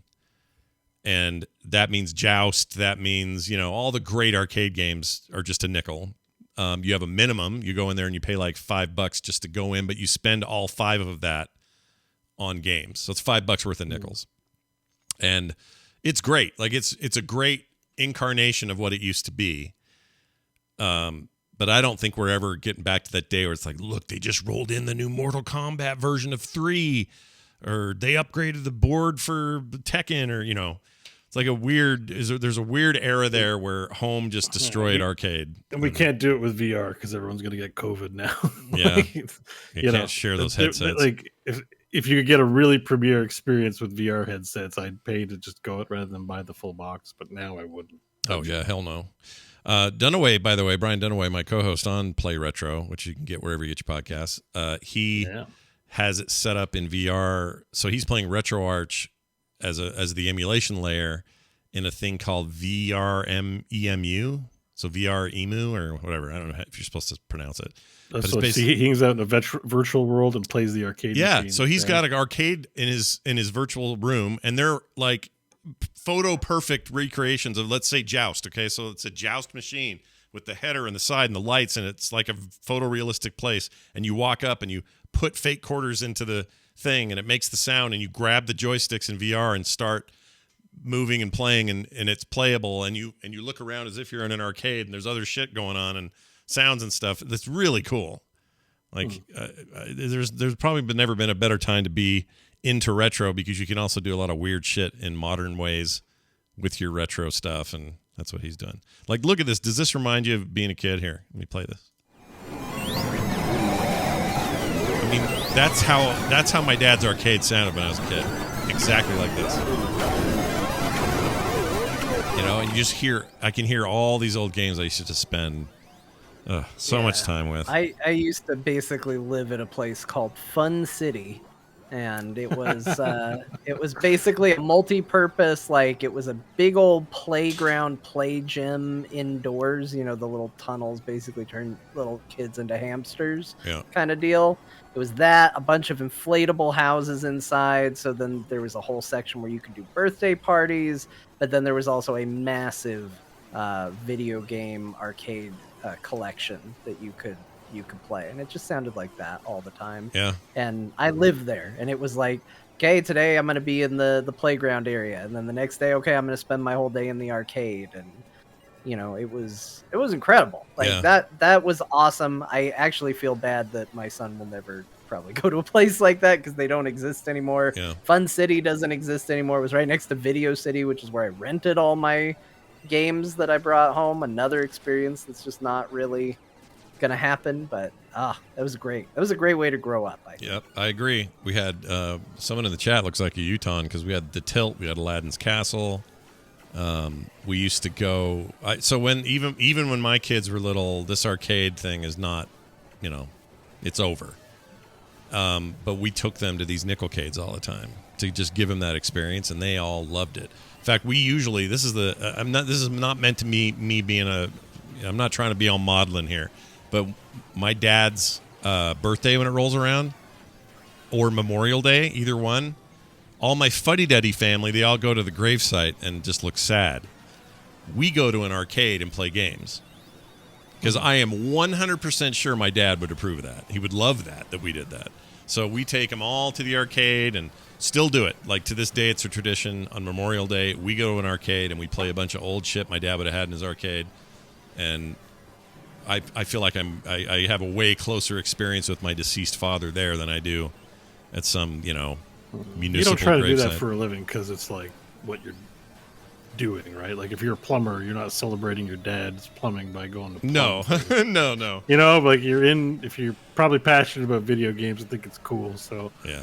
if you're trying to earn a living at it, then you have a passion for it probably. Yeah, he loved it. And then when it all crashed around him, it was really sad because he never quite recovered from that. But at the time, I was the coolest kid in school, even though none of them were my real friends. Still way. I had maybe one or two good friends. Everybody else was leeching on me to play my freaking Pac-Man in the basement. It's bastards.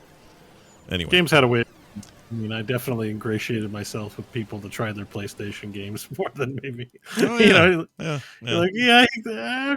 Especially when you're a Not kid. my favorite person, but he's got a PlayStation. Let's go. I did that too. Yeah. There's a kid I absolutely could not stand and did not speak well of him in private company, but was very nice to him in person because he would let my best friend, because they were actually friends, borrow his PlayStation, and if I was nice enough, it would be okay for him to then bring the PlayStation over to my house when we hung out. And that's how I got to play Resident Evil 2 for the first time. Nice. Just had to be nice to this kid I couldn't stand. Yeah, but look at your lifelong fandom of that game now. You love that game. True. Yeah. It's true. Yep. The only thing he wouldn't let me do is he wouldn't let us have a memory card.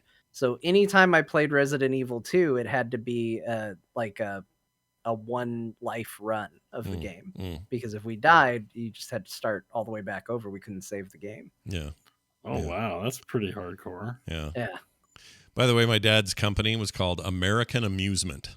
For those that someone asked in the chat, it's an okay name. I don't know. It worked fine for what we were doing, but I remember at the time thinking it was a little of the cheesy. era, right? I mean, we didn't have, It's American Amusement, and we had we had a cool warehouse full of this stuff. Buttons for miles, joysticks laying around everywhere. Like it's a weird thing when you're a kid to just be that surrounded by gaming, and people wonder why I'm so like. At this stage, so still obsessed with it. It's because this is where I grew up, man. It's your lifeblood. Yeah, and you wonder why. By the way, I kind of an arcade brain because people always say, well, Scott, you jump around from game to game to game. Bo will get in and play a game until he's beaten the whole thing and 100%ed it, or you'll just really hunker down into whatever game he's playing, Valheim, Wild Rift, whatever, and I'll go bump, bump, bump, bump, bump, and I think it's that arcade upbringing because that's what you did. You were always like, oh, this is cool, but then that's also cool. I'm going to go do that. Oh, that's really cool, too. Ooh, look at this one over here. That's really cool. It's not that I can't do long form. It's just that's the way you sampled it back then. So, Yeah. I don't know. Well, and that is what they are now. They are just amusements for our pleasure. There's no reason to look at any game's offering that says, like, here's 100 hours of gameplay and be like, I have to do that or not. Like, you could totally just be like, let me try this for 2 hours. Let me try this for 10 minutes. Yeah. It's a perfect, it is what it is. It's diversion, right? So Sure. But it's fun. It's a kind of diversion that just, I don't know, just passionate about it. Like it just feels like part of my bones, like part of my DNA in a way that, I don't know. Right now I'm having just a little bit of a moment with it, with all this emulation and dinking around with different tools and looking at game preservation in general as kind of an overall concept. And archive.org is like saving all, they have a whole Genesis section. You can just go play Genesis games on archive.org. And, there's a lot of stuff on archive.org. Yeah. There's a tons of emu games on there. Crofton was talking about Jones in the Fast Lane. Yeah. He's like, I used to play this game called Jones in the Fast Lane. I'm like, it's probably on archive.org. Like, why don't you go? He's like, what? And it's like, it's just there. It just runs. Mm-hmm. Yeah. It's like a crappy board game, but back in the day, I guess it was really good or something. Yeah. They want to preserve that because who else will remember those things? I really like that. I give money to them. I don't give them a lot, but every year I try to give a little bit of money to Archive and a little bit of money to Wikipedia, because as much as it's fun to make fun of Wikipedia, I think it's like the most visited thing I do.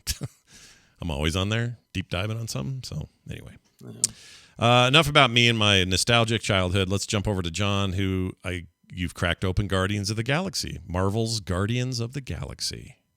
I did. So real quick, I'll just say I'm about to finish Final Fantasy V, wrapping that up. Yeah. So this is probably going to be the last week that's on the list.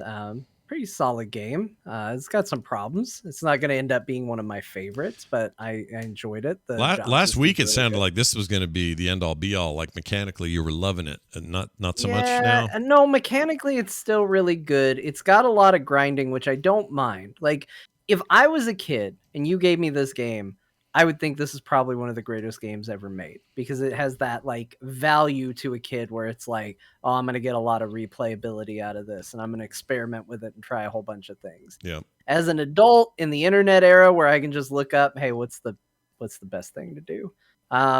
It's maybe not as interesting in that way, but the story is kind of generic. Like you kind of got a bad guy that's just like, I like to kill people. And like that's Here to kind of kill his main chaos. drive. He's like, what if I just killed everybody? And you're like, okay. And he's like, surprise, I'm a tree.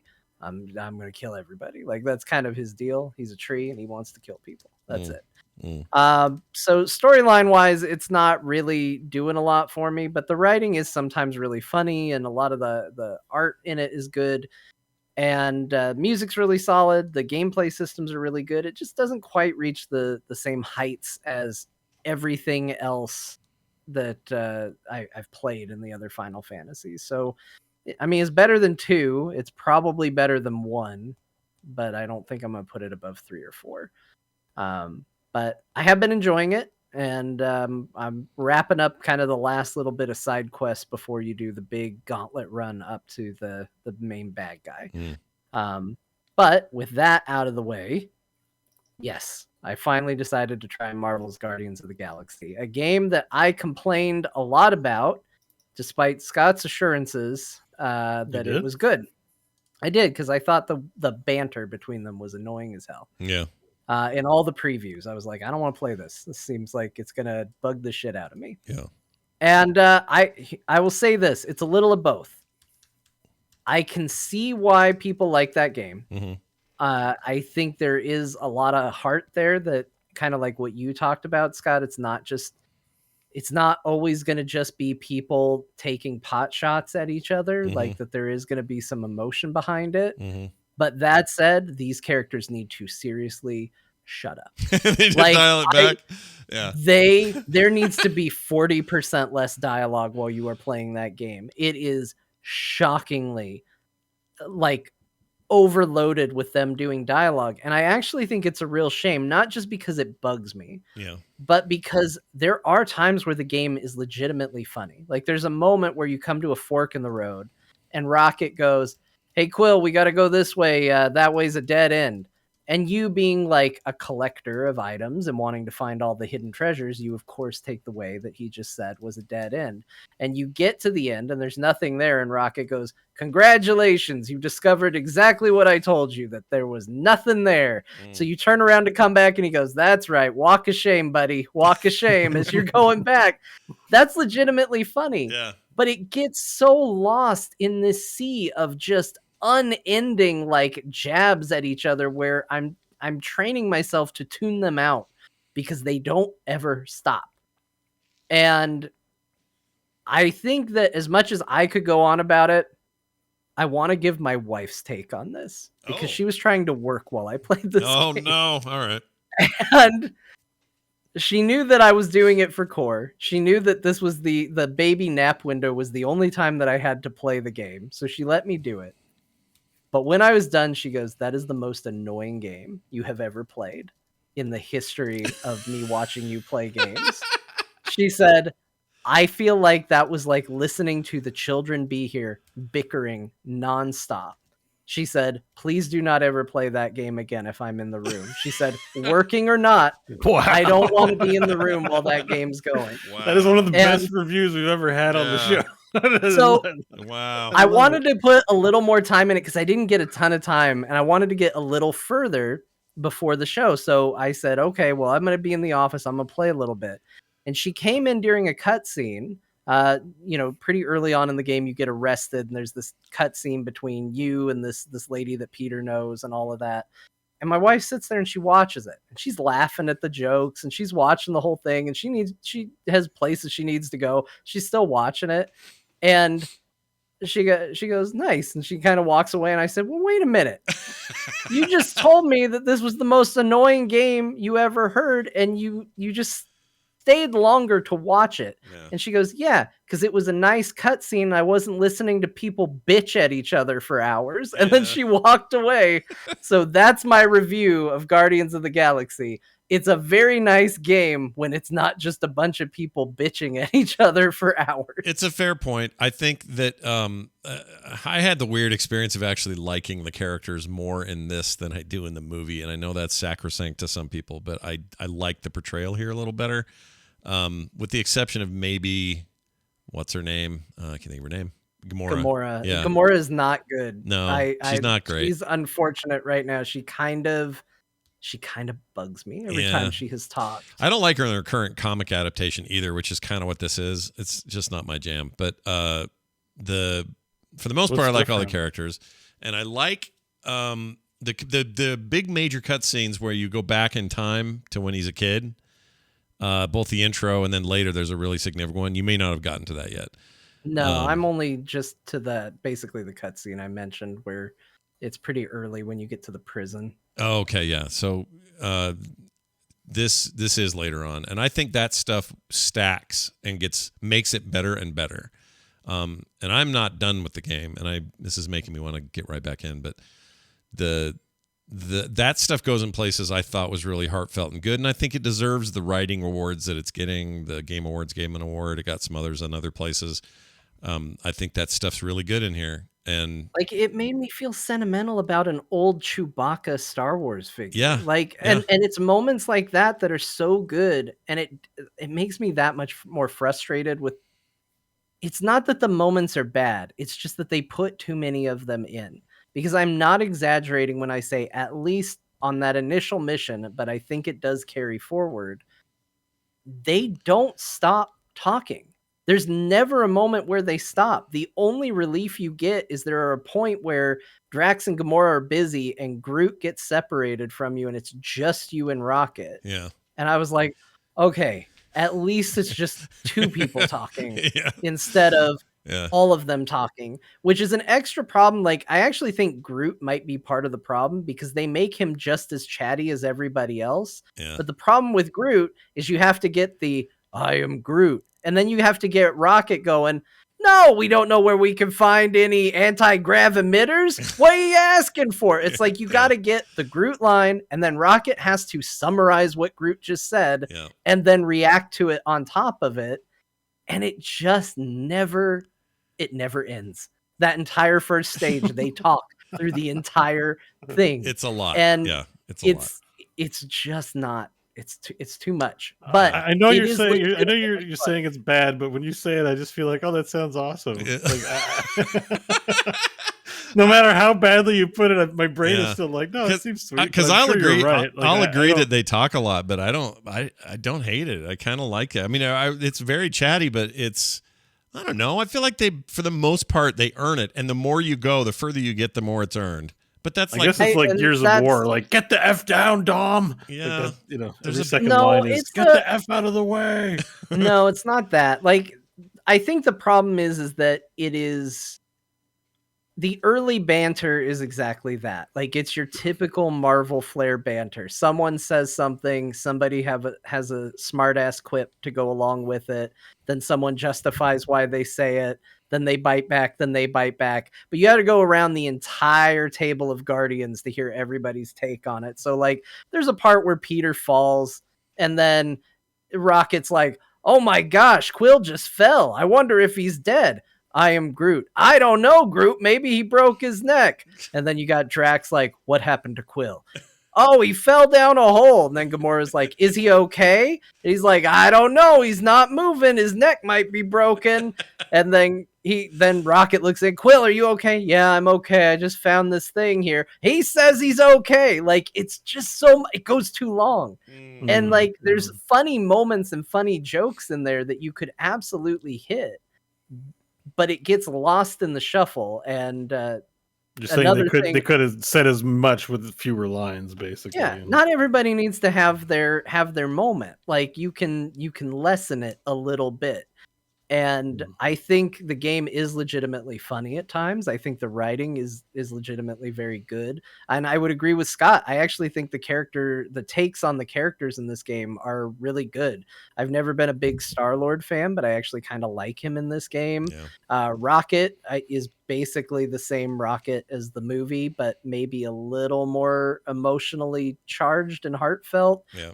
Groot is Groot. Drax is basically Drax. The only one I think doesn't do well is Gamora, who is unfortunately just a little, I don't know. She's just there's a mean edge to the things she says in the comments, like that is missing some of the softness that's behind. Like, yeah, Rocket's like, I don't know, Quill just died, but he's joking around and having a good time. If Gamora said that, I'd kind of be like, oh, I think she thinks I'm dead.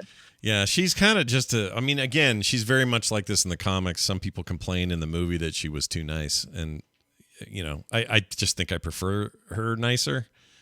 Whatever. It is what it is. But I just think it builds in a way that you would like it more and more. Like, I don't think you're far enough to everyone can tell you this, right? Oh, you're not far enough. You got to watch more of the movie. You got to see more episodes of the show. You're not enjoying. Yeah, maybe if you play it a bit longer, you'd be like, oh, I see why it's like this, and actually it's super awesome. That's and I'm gonna find out. Like, here's the thing: as much as I'm complaining about how much they talk, and it's a lot, but I'm gonna keep playing. It's the good stuff is good enough to keep me playing. I also think the game has some control issues. I kind of don't think it plays the best. Like, they do a flying segment pretty early in the game, and I was like, am I actually controlling this ship or am I not? What's going on? Oh, that little it's kind of on rails. That's a weird sequence. It felt really bad. The way you shoot the guns as Peter feels really, really weird. I think it'll ultimately feel fine once all the mechanics and stuff are in place, but it's it plays like a third-person shooter game, so you would think, okay, well, I pull left stick to aim, right stick to shoot, and what it is it's just, no, you press and hold right stick to shoot. There is no just tapping it. You have to hold it, and you don't ever aim it. Left trigger just becomes a lock-on when you're in combat. All right. I don't like how it feels, but the that stuff sounds that it does, weird. it is weird. It's a little weird. It's very weird. Yeah, I got used to it and didn't mind it, but it took me a bit to get used to that. But I did. I do think that the game in general, though, is good enough. The soundtrack's awesome. Like, yeah, it's great. Things right? I like about that game. Soundtrack's phenomenal. It does look really good. And I'm surprised at how good I think it looks, because the early stuff I saw of it, I remember thinking like, oh, I don't like how any of this looks, but it all comes together in motion and actually looks pretty decent. And I like it enough to where I'm going to give it a shot, and I'm going to keep going through it. I'm not so sick of them talking that I don't want to ever hear them talk again. But I will say that if you're like me and you watched those initial previews and you went, boy, that's a lot, my opinion on that has not changed. Yeah. I just think that the quality of product around it might be enough to where it doesn't ruin it completely. I think that's fair. Bill's above in the chat made the comment that as much chatter as there is, you never hear repeats. And yes, I can't think of impressive. it. Yeah, you never hear him say anything twice. And I have yet, I'm further in than you, and I've never heard any of the jokes happen twice. I've never heard him say anything twice. And that in its own right is kind of crazy, because most games have tons of repeated dialogue, right? And I don't get that in this game. Here's an example, I think, of where, like, an obvious place you can make a cut. Yes, it was different dialogue each time, but there's a section where there's a kid escorting you through a place and you're handcuffed. Oh, yeah. And you're supposed to be following her because technically you're her prisoner. Yeah. And if you go off and explore on your own, every single time you do it, you get a different dialogue. And I guess I'm happier that it's a different recording and not like a canned line on repeat, where she's like, hey, you're the prisoner. You're supposed to be doing what I tell you to. Don't go off and explore. And then Peter comes up with some reason why it's okay that he's doing that. And it's cool that it's unique each time, but the fact that the game feels the need to do it, all 6 or 7 times you do in that section of her pointing out that you shouldn't be doing this, it's too much. It's the same joke every single time, even if it's different dialogue. Yeah, that's true. I don't know how many times they planned for that, but I had that happen a lot because I was always looking for that trash you're supposed to pick up. Not trash, but whatever the hell it's called. The scrap, yeah. And then there was a hidden costume. That's the other thing, is like the costume thing is really cool. Like, I immediately put Peter in a different outfit because I do not like the movie inspired look that they went with for him. So I put him in something more comic booky, but like I got the movie version of Groot almost right away in the game. I got a really awful costume for Star-Lord pretty early on, and you put it on, it gets integrated into the cutscenes. Like, I really like the way they do alternate costumes in the game too. Yeah, the tech's great. This Deus Ex team, Bo, hopefully is working on that next, and if they can carry over some of the tech improvements that this game has, like just visuals and stuff, that would be awesome. I'm ready for a new one of those anyway. But, always ready for new Deus Ex. Yeah, they could release one every week as far as I'm concerned. Yeah, I'd be ready for that right now. All right, well, I'm glad to hear that you're having at least a good enough time to maybe keep pushing through. I need to get back to that game. Bo, still playing the Valheim and the Wild Rift and the whatnot? Yep, same games on rotation. Yeah. So what's the PC part picker? What's this? Is this a game or is this something you're doing? It's not a game, but I've been going pretty nose deep. It's funny that you're building a cabinet, and I'm like, I'm pretty sure I'm going to build my own PC at this point. So I discovered PCPartPicker.com, which is a really nice place to just shop and understand. So I haven't built a PC in a while, so I've been doing some re-education on parts and how they all operate, and blah blah blah. It's been a while. So it's kind of like this game where you're just like, I'm building PCs on PC Part Picker, and I'm like, do I go with the 10th gen Intel, and what are the parts that work with the 10th gen Intel? And there's like solid states and NVMe's to consider now, and what are the sockets and board types? And I'm like, maybe not that, maybe this. And then I making the 12th gen Intel chips are interesting with the extra 8E cores, some different kind of core for simultaneous. And I'm like, maybe one of these. And then you're playing around with price, and of course, like I have a 1050 Ti, which is a terrible card, but it's at least in the realm of current gen. It's probably on the back end of compatibility or support. Sure. But like, if I can build a PC around the graphics card, just use the one that I have now at least, and kind of swap that out last or something like that, or just try and put my feelers out. I'm like, I'm operating on an i7 that it's like a 4000. It's like a 4th gen i7. We're up to like the 12th gen Intels, and it's like a 4th gen Intel or 3rd gen i7. So it's like, anyways, it's been a while, and I'm trying to get myself educated. So I never knew about this site before, and this site's a great little way to. I haven't either. This is the first time I've heard of it. That's really cool. I've been watching like Jay's 2 Cents and Linus Tech Tips and some other YouTube content creators. Also, it's a big thing where you can kind of find out about parts on videos. But if I discovered that, and it's just kind of my favorite. It's kind of become a pastime where I just hang out at the site and just build and shop for parts and stuff. And I'm like, So I like that they've given you. That's why I put it in my list of games, because I'm like, it's kind of just a game I'm playing where I'm just building. They give you an updated list of all the best prices and places to get the components. The video card. Does that mean Amazon's got them in stock? Oh my gosh, that's $2,600 of this price. You can get some of those video cards on Amazon. You're just going to pay for it. Yeah, so the cheapest cards that were in stock. So I think you got to join a queue to get a better deal, or maybe know someone. The cheapest cards in Canadian prices for anything 2,000 and above, like NVIDIA 2000 or the Ryzen equivalents, are all $1,000 and higher. Damn, dude. Like $1,000 for the GPU, and I'm like, man, come on, dude. Like, I want to build a new PC. I might not even go 12th gen. I'm figuring I might try to go. i9s are kind of reasonably priced, 10th gen even. Yeah. And DDR4 is really cheap, so I could like just make a decadent ass computer for the same price as I could just barely get over the hump on a 12th gen. Yeah. Slap a nice video card on it. So I'm just like, I'm comparing and like deciding what I want, because I'm like, I'm going to start dropping money. I'm just going to start buying parts, I figure, at this point, and slowly migrate what I can, like I said, the 1050 and all that to the new system. So anyways, I just discovered the site, and it's this fun hobby of mine now to just hang out in PC Part Picker. Nice. And pick my parts. That's nice. I've never even heard of it, so that's cool. That's a cool resource. So I'll have to use that. And chat room, it's pcpartpicker.com. If you missed it, pretty rad. Yeah. Also, by the way, just on the news side of things, this is mainly for John's benefit because I know he likes Final Fantasy 14. But Wild Rift released one of the coolest looking characters. So I'm not big on cat boys. What's a cat boy? Because they're like, cat boys. Okay. Yeah.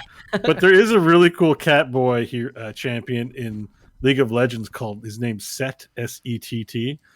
And so basically he's a cat boy with a strong bod, but what's great about him is that he's also a crime lord and a wrestler. Oh my god. And so his deal is he power bombs people and he doesn't have weapons, he just has fists, and he's a wrestler. But he's a cat boy. And I'm like, it's my favorite. I'm not big on cat boys. I could do with cat boys and girls in pretty much any game I play, but this idea of a wrestler cat boy is actually really awesome. So there he is. I just put it up on screen, John. I sent you the link in Discord. That's your cat boy, and that's Set. Oh, nice. Yeah, not like King from Tekken. He doesn't actually have like a head that's a line. He's just got the cat ears. Yeah. And a fancy wrestler, fancy like fantasy style wrestling outfit. It's very gaudy, but Set is amazing. That's actually not a great drawing of him. I agree. But, I don't love it. There's really good key art. Life trying to make things that appealed simply to me, but there's really good key art of him in the game though, and of course his in-game character model is pretty sweet. Oh yeah. Yeah. He has a skin that's a robo butler. Yeah, I don't know about any of what you're showing there. I don't either. That's according to this. I don't know. Skins, but yeah, he's a crime lord. Yeah, those are like his concept arts for his thing. Yeah. But it's just that also he's a crime lord. He's a cat boy, but also he's Jabba the Hutt and a wrestler. He's also a wrestler. Kind of hate him. He's just sweet, I have my next D&D character ready now. Right? Like it's kind of awesome. Like I would play a cat boy wrestler. Crime lord. D&D. What's his lane or what's his role? What's he do? I'm not sure. I think I've been seeing him played. I've seen him played as support in professional league play a long time ago. I don't know if that's still an applicable lane for him. But I've seen him in top lane in my ranked matches so far. He's only been in the game 2 days. I've seen him in a lot of top lane. That's where the cat boys belong. Top lane. Or they call it solo lane or maybe Baron lane. In Baron lane. Yeah. That sounds like a lot of fun. Top laner, basically. Well, there you go. Look out for Bo and his gold level cat boy. I don't have him. I play duo lane. I'm a carry. Yeah. You've always been a good carry, right? That's kind of your thing. I'm playing Ezreal. Have you played any Ezreal in Wild Rift? No. Is he good? Yeah, he's pretty fun. Yeah. He's like a Zeratul and Raynor mixed together. He teleports but then shoots. Oh, that's cool. And has a big laser thing, and he says, I don't know, he's just like, he's a very handsome boy. He's, like one of his skins is like, it ain't easy being this handsome. It's kind of a curse. It's like, and as easy as for Ezreal, like because his first 2 letters is easy, and that's also a taunt. Say like it's easy to kill you. It's easy. Wow. Yeah, he's pretty obnoxious. I like him. That's fantastic. Well, all right. Well done, everybody. Hey, we're going to play a mashup. Jamie made a mashup that makes me nervous. Yeah. It's called The Blacks. And I don't remember where this came from or what the conversation was. I really hope it's that Curb convo, but I really don't know. We may not make it to episode 300, everyone. I really don't know what this is. So hopefully, I guess, hold on to your butts. Here it is. Thank you again, Jamie, for this. Get your lazy ass off my couch. Get your lazy ass out. Get your lazy butt off my couch. Get up off my couch. Really missed your calling. Why?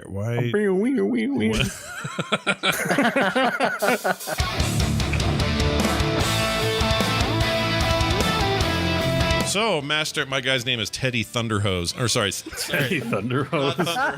I like it. They nail a thing to one of those little freaking bug monster cats in the game. What are those called? Momobos or Babobos? Bonbobos? Oh, are you talking about Moogles? Moogles, that's it. Don't Google it. Gaggle it. Gaggle it? What would Gaggle do? What would be their differentiator between these searches? Hey, Google, who's gaggling now? There's no content filtering. It's just porn. Just all porn. Gag porn. People gagging fucking each other. Oh man, it's gotten dark. It's like Homer and just gifts of Homer and Bart. I assume that's a thing, right? People, because gag balls and stuff. Fat Japanese guy with 100 hand slaps. What's his name? Jimbo? E-Honda. E-Honda. There you go. Electronic Honda. It's the new wave of cars coming soon. You guys are the perfect receiving end of when I say a bunch of dumb shit. Sorry. Like, I should wait till you finish before you laugh.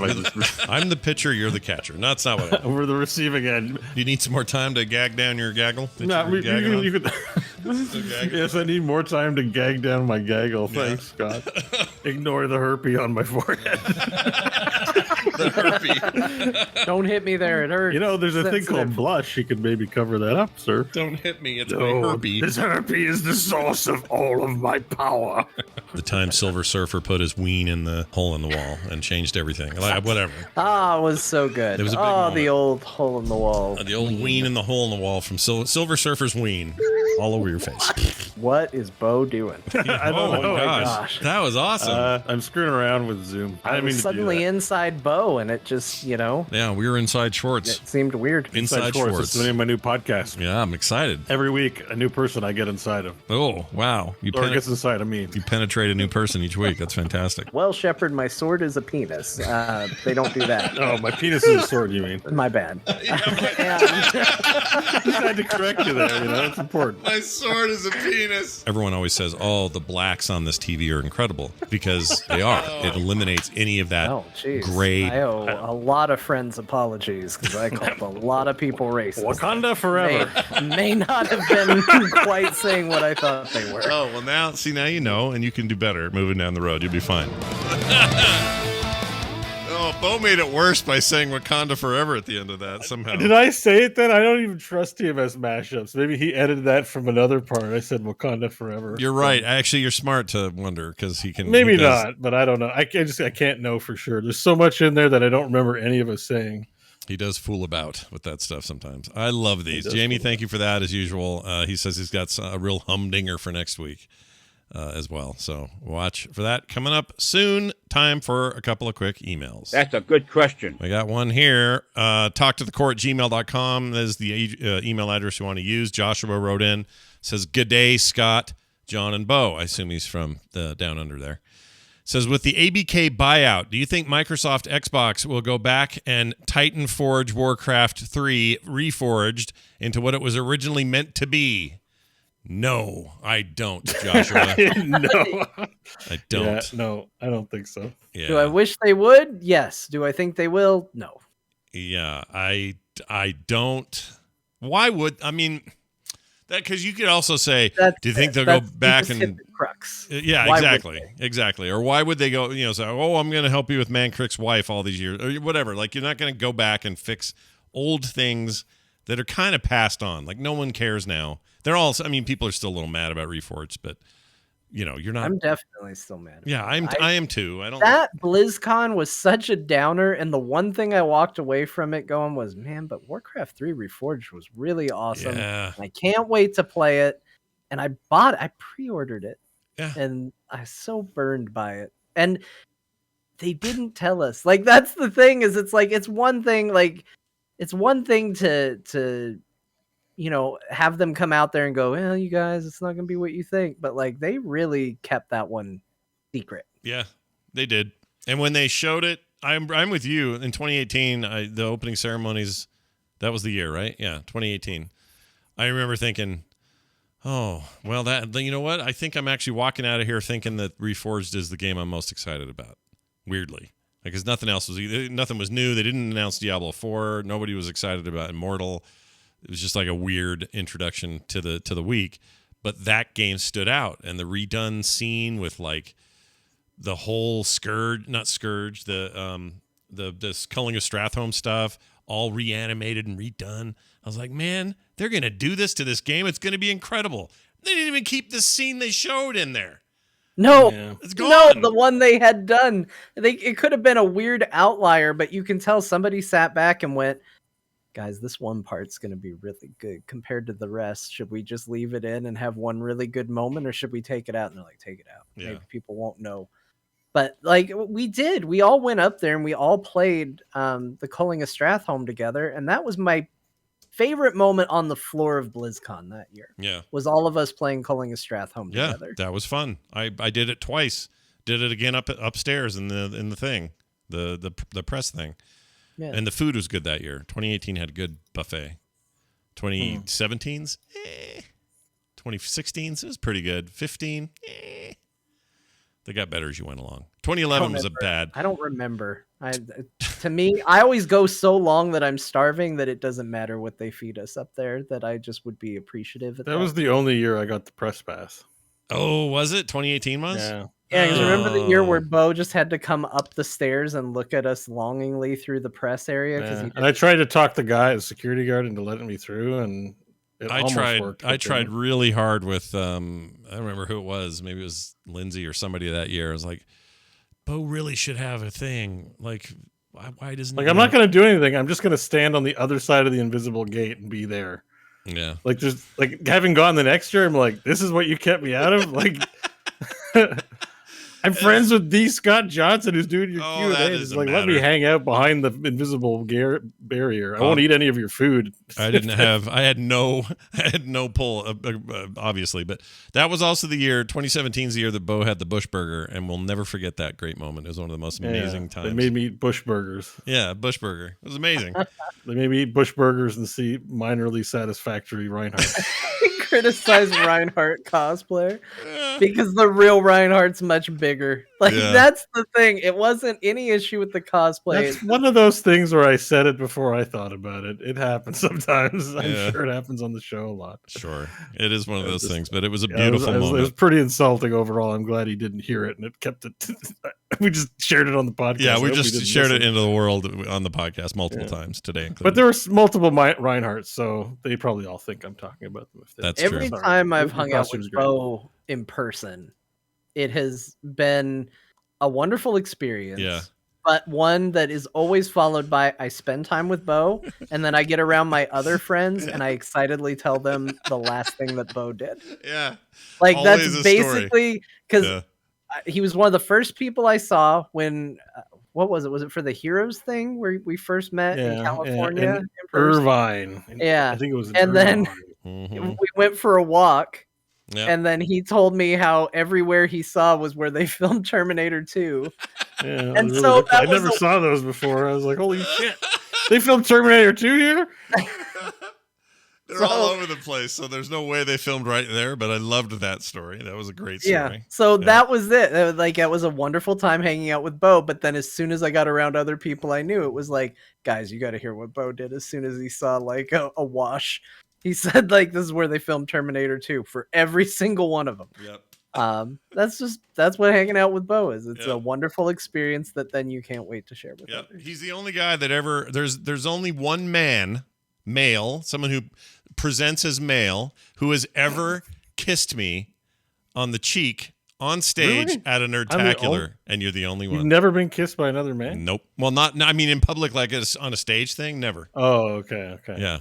In private, I make out with him all the time. I don't know why I did that. It's not like I was upstairs in my hotel room going, I know what I'm going to do. I'm going to kiss Scott in the cheek just for some reason. I love it. It's one of my favorite And I also photos. talked about, like, the first time I'm up in front of people at Nerdtacular, I would tell them about the shit I just took.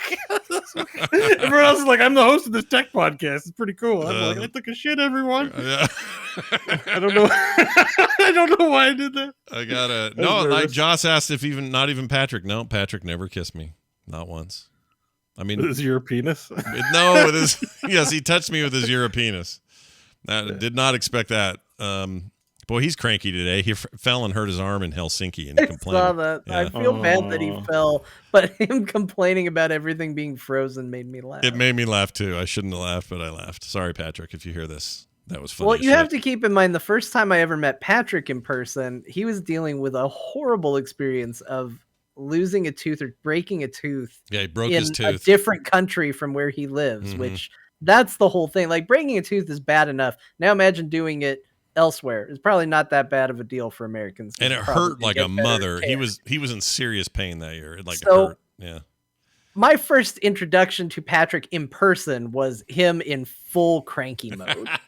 And so whenever he's fully cranky, it's just endearing to me because it's like that's what my first experience around him. I is think like. that was the year where I said, "Why are you so?" Oh no, he was smoking. He goes, "I needed a smoke break." I'm like, "I'll go with you." And then I realized, wait, you told me you quit smoking. I said, "I thought you stopped." And he goes, "I broke a tooth." It's like I'm gonna smoke anyway. So I was like, "All right, fine, whatever. It's not a problem." I love and miss Patrick. He's great. He's very busy with his 2 kids now, and he got a lot going on. He was on the Instance last week, though. So if anybody didn't hear that episode, I heard it was him. good. I was surprised. Yeah, it was good. He had to pipe in on that Activision Blizzard deal. He just, and I don't blame him. We all had to get something out on that. It was like having a poo real bad. You just have to push and go. All right. One quick email. Was there an email related to that? Warforged 3. Yeah, that ain't happening. Did we answer it? Reforged? Yeah, we said no. Feel satisfied. Yeah, I wouldn't count on any old games being any better than the state they left them. I agree. Except maybe World of Warcraft may get a expansion that solves things. Sure, Immortal might actually come out. How about that? Bobby Frankenberger, he's a regular around these parts. He listens to the show and wrote in, Dear Corgis, Bo has ruined, is what I'm trying to say, the past few weeks of days with my children. Let me explain. Oh, great. It says, my 8-year-old daughter loves Imagine Dragons. Her favorite song... I'm so sorry, dude. Her favorite song happens to be Enemy, the title song of the Netflix show Arcane. My daughter knows nothing about this show, but she loves the song. Now, thanks to Bo, every time she plays it in the house, which is a lot, all I can hear is Bo singing the song. I'm still trying to figure out whether this is a good thing or not. Who did it better? He says, regardless of whether or not Bo's constant presence in my house is good or bad, he has had a massively positive impact on my gaming life in the past few weeks. After hearing him talk about Hades on and off for a while, I finally decided to try the game out. Not only have I gotten into roguelikes, I've never gotten into roguelikes too much, but hearing the way Bo would talk about that game got me intrigued. I love that game. It's amazing. I'm nearly 70 attempts and working on improving my heat levels in various weapons. I love the combination of roguelike randomness combined with your ability to subtly influence the randomness in builds that you want. I also love how Hades isn't just about the random roguelikes decisions you make. It also offers a skill system where you have to learn to play better. Don't get me started on the story. It's amazing. Anyway, I just wanted to throw that out there and thank Bo. Hearing him talk about this game and also talk about his gaming interests in general has made me realize I too love these types of games and want to play and perfect your skills. Maybe Bo can make up for ruining Imagine Dragons for me by telling me how he got 25 heat in Hades. What weapons did you use? What build? How did you play? Thanks. Love the show, Bobby. So. Wow, that was very nice. Long email to very nice. Say thank you. I guess that makes me an influencer now. Yeah. Supergiant, where's my check, please? Yeah, well done. But yeah, I find the term influencer gross. I'm sort of just saying that jokingly, but I'm glad you like it. I would recommend it for free. Yeah, it's a great game. Easily. Yeah, it's a great game. It's very good. So I haven't made it to 25 heat. I think I'm up to 16 heat. I think I was working on heat, but then I got distracted with other games. Unfortunately, there's just too many games. Mm-hmm. But I still have it downloaded on my rotation, so I do plan on playing it again. The strategy for each weapon is different, so I just think you gotta think about like tactically what you're doing, not with just the weapons, but the weapon subtypes. So I find the fists very fun. They are, I think, a little tactically more challenging than some of the other weapons, but I think each of them have their own. When you're playing with that heat level, all of them have nuances that you have to learn. So I don't really think there's one easy weapon, but like any game, as it gets harder, you got to understand like what the weak blacksmith upgrades are and what the weak god choices are, because it's going to matter, right? Like Dionysus is actually really good. Mm-hmm. Anything that stacks is really good, as well, because you get the double stack. If on the Dark Mirror, you get the 2-stack debuff on enemies, increasing your damage by 40%. So generally speaking, you want to do that. An easy, cheesy way to play is to take the shield that you can leave hover and go for Zeus, so that every time the shield hovers and hits in place, it procs lightning. And it also can stand in place. Some bosses will stand in place, like Hades will stand in place for a bit, so you can get a lot of damage out that way. Mm-hmm. But that's the deal, is like you can think of a strategy, but you can't just pick. You've got to deal with the randomness of how it goes, and that's what makes it fun. So Nice. practice. Yeah. To me, that's that game. I'm sorry about Imagine Dragons. Sorry. Welcome to the new age. Sometimes you wake up to the sound. Yeah, it's Wake up to the sound, blah blah blah. I haven't watched in a while, so I forget how it goes. So. I love it because they're from Provo, and it's all close to me. Everything about Imagine Dragons, I both hate them and like them. I think it's great that you had this influence on his daughter's listening, or that all he can think of is you when he hears it. I think this is all good. None of this is bad. I don't think any of this is bad. We'll have a collab soon, I'm sure. Yeah, let us know how that goes. All I know is we love getting your emails, everybody. Please keep them coming. talktothecore@gmail.com. We would love to hear from you. A reminder that this show is brought to you by you. Yeah, that's right. Listeners like you at patreon.com/core show. You guys are amazing, and we love it that you're over there supporting us. Please continue to do so, or do so now. It's cheap. It's not a big deal, and it helps make cool content that you might like a lot, and I hope you do. I know I like making the show a lot, so head on over there right now, patreon.com/core show, and sign up if you haven't. frogpants.com/core for everything else we got going on. We only have one more thing to do, and that is to go around the table and get some words of wisdom from our illustrious hosts. So, John, anything you'd like to say to the people before they leave? Look, you might think it's unimportant because you found yourself at 3 a.m. reviewing pornography on Steve. But just because that's where your life has taken you doesn't mean that punctuation isn't important. I encourage you all to remember the value of a good comma or period. Wow, I'm beside myself with knowledge now. This is really good. Bo, it's a lot of work to keep up with that one. That was a hard one, but will you have anything to add? Misa Bombad, ODK, Moi Bombad. Okay. Wow. Got work, Bombad? Uh-huh.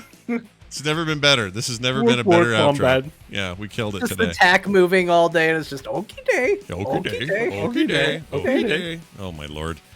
Save us from ourselves. That's it. We're done. Thank you for being here. We have more coming, so stick around for next week when we'll have a brand new show. Until then, take care, be nice, and play games. We'll see you then.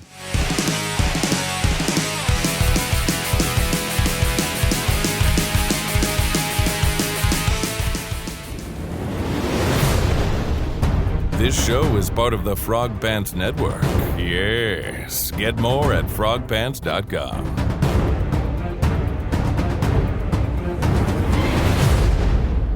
Back to Pokemon Go. Okay. All right. Pokemon.